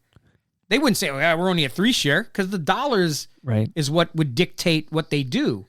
But unfortunately, if you're a 3 share and you're not getting the, you know, agency money coming your way that you should be, your sales team's not able to sell the local clientele and bring the dollars in, then obviously you're struggling on everything. You're struggling in ratings, you're struggling in advertising.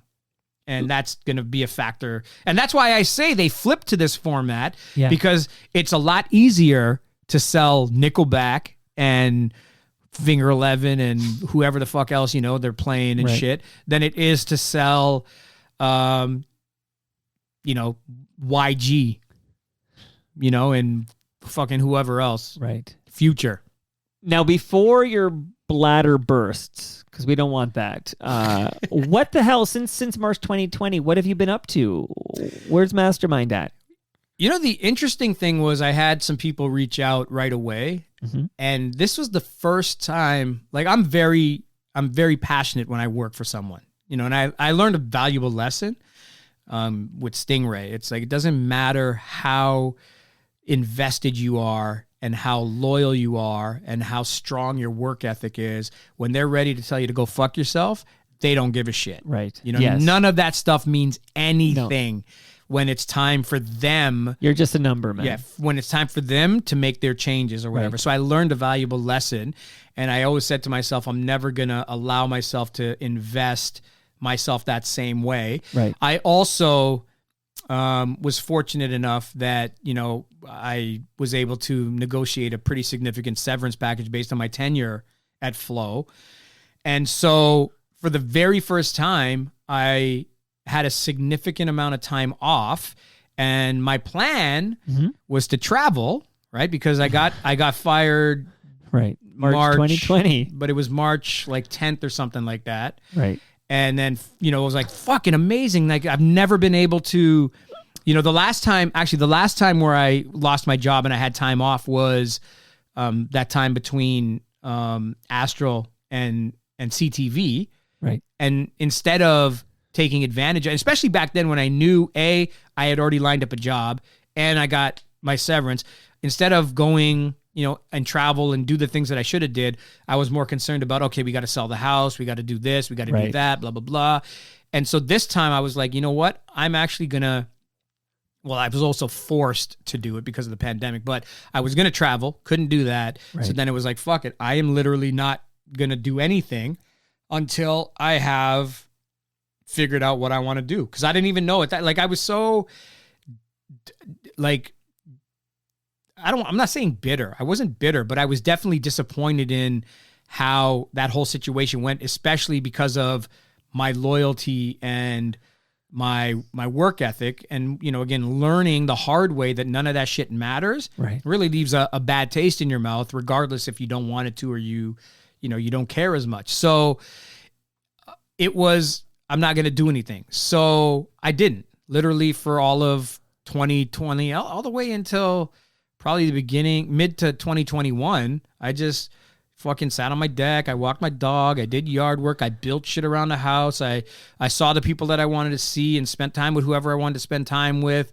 And it was actually very relaxing. Dude, it sounds amazing. Yeah. I want to join you. Well, listen, you got a pretty cushy self-employed gig over here, so I don't think you do. That's true. I don't have to worry about caring too much and then being told your services are no longer required. They can't take this from me. No, and then every now and then, if you gotta change your sponsors, that's on you, right? Sure, so right now it's pretty cushy and you're good, and you do something that you love doing, and that's what I've always taught my kids. Find that thing that you would do for free and figure out how to get paid doing it. Can I get any Nisha on the mic? Like, would you, if I open up the mic, would you pop on just to say hello? Just because since you've been sitting there, and I can't believe how long you've had to sit there. Yeah, you got to kind of roll it onto the rug there. This is her time to pay dues. I paid enough dues, and I know you don't have a headset, but you taking care of them. You got to be right in front of that thing there. So just say hello to the universe, and maybe any words you want to say about your dad. Oh God. Hello. Hi. Hello. I'm Nisha. I've been mentioned a couple times. How did we do, by the way? Was that as boring as fuck, or were you? What time are we? I can't believe someone's gonna sit and listen to this whole thing. That's the part that kills me. It's 4:35. When did we start? 2. 2. Oh my God. See? Yeah. Listen. Just before 2. Okay. No one's listening to this. I've gone longer. Don't worry. 10:50 is gonna be longer than this. Okay. No, this wasn't boring. I've sat through a bunch. Is 10:50 one person? No, I got a few people on that see? one. This is a one-man show. Well, I mean, I mentioned Wise Blood because once a month he comes over. We go 3 hours each time, so we're going to be under that. But Nisha, what was it like having your dad around the last couple of years? That's unusual, right? I wouldn't say unusual, but just, I mean, everybody was around because of the pandemic. That's true. That's true. Yeah, it wasn't strange or anything. He's my dad. What kind of music do you listen to? Hip hop, R&B, but then some other stuff kind of thrown in. Okay, so as a listener, where do you live? Brampton? Where do you live? Yeah. Brampton. Okay. What is it like as a listener with what's happened with Flow? What is that like to you as a listener? Or is radio something you're so young? 'Cause I have a 20-year-old and radio's not on his radar at all. Like he's just not listening to radio. Yeah, I think it's the same thing. Do you listen to radio? On occasion. I mean, the radio in my car is really crappy. So I listen to Tidal, really. I'm a streamer. That's a Jay-Z one, right? Yeah. That's right. Okay. I'm a streamer. Streamer. She's nothing but a streamer. But I mean, when I'm in the car with my parents, I listen to whatever they're listening to. So. And what is that normally? Typically, it's it's either the news or the station that I work at. Do either of you give a rat's ass about NHL playoffs? I mean, I watch my team. Are in it. Yeah. So will you watch tonight? Absolutely. Okay. Do you want to make a prediction? Because this is being recorded and we can look back and say, oh, look, they nailed it. So interestingly enough, I've been through that losing to Boston, that one game where they came back from 5-0 or whatever. 4-1. Whatever it was, we were supposed 2013, I think. We were supposed to win that game. And we did, right? 7. And then last year being up 4-1 in the series and losing to Montreal. 3-1, yeah. Or 3-1. I think we've seen the worst that it could ever be. Right. So the fact that they're up 3-2 right now, it's almost a victory in of itself. And if they do end up winning, then it's almost like winning the Stanley Cup, because now they're officially into the second round, right? Like the last time we got jerked out with a Wayne Gretzky penalty that didn't get called, and that stopped. Huh? Aren't the Flames going into the second round? I don't know. Not yet, and I think they're 3-2. But if they lose, I always say and revert back to the worst things that we saw, which was, the Montreal collapse, the Boston collapse, and said, listen, we've seen some terrible shit. This is the part of being a Toronto sports fan. And you can be mad, you can be sad, but at the end of the day, there's going to be another season, and hopefully we do it again. And every year they kind of give us the glimmer of hope. Like, they play fucking amazing throughout the season, and it's just the playoffs is a different world. So here's hoping tonight we do something we haven't done since 2004. We escape the first round. And I'm glad you'll be watching. Nisha, are you proud of your dad? You aware of his legacy as a as a DJ in this market? I'm very proud of my dad. There's a lot of stuff I don't know still. So it's he should come back for another 3 hours to get the rest of it. I don't know if I have another 3 hours. I'm sure actually. You guys could talk for 3 hours. I'm sure. It would have to be some real minutia type stuff. I don't know. There's just a lot of stuff that, like, even at like family gatherings and stuff, my uncles and other family members will like talk about. Just some stories that I've just never heard before from DJing or clubs or whatever. So it's cool, and I think. Well, it's exciting. You're interested in your dad's history. Like, not every daughter is, interested in their dad's. It's mandatory. Dad. They get quizzed every night. Well, because you're Mastermind. Yeah, there you go. See, it all comes back to that. Okay, do you have a handle, Nisha? Like, do you have a cool DJ name or anything? No, I don't. When I was a kid, my brother was into producing, and I was small, but I wanted to try it, and I was kind of shooed out of the room. And so I kind of hang it over his head because I could have been the next big producer. Well, it's not too late. We'll never know now. No, you're still very young. It's too late for that now. What is your here my song is going, so I'm going to wrap up here. But like, what is it you'd like to do with your life? So I am also in the music industry, just in different. More on the management side. Yeah, I did management, and then I was also an executive assistant for 2 music execs. But wow. Right now I'm kind of just coasting, see what exactly I'm. She's been surrounded by this industry from the beginning, and so she's immersed in it, and so she's got friends that are in it, she's got uncles that are in it, she's got aunts that are in it, so she whatever she decides to do, she'll probably be good. Well, good luck to you, Nisha. Thank you. And that brings us to the end of our 1049th show. Hey. You can follow me on Twitter. I'm at Toronto Mike. Now, we know the legendary Mastermind is at Mastermind, but is Nisha on Twitter? Yeah, we don't need to talk about that. Okay. I didn't ask for the Instagram handle. I know how that works. Our friends at Great Lakes Brewery are at Great Lakes Beer. Palma Pasta's at Palma Pasta. Make sure you get your lasagna before you leave. Sticker U is at Sticker U. Doer are at Doer Performance. Ridley Funeral Home are at Ridley FH. And Canna Cabana are at Canna Cabana _. Tomorrow morning, I'm dropping episode 1050, and tomorrow night, I'm in Marie Curtis Park for TMLX 9. Drop by, say hi, and enjoy a cold beverage. See you then.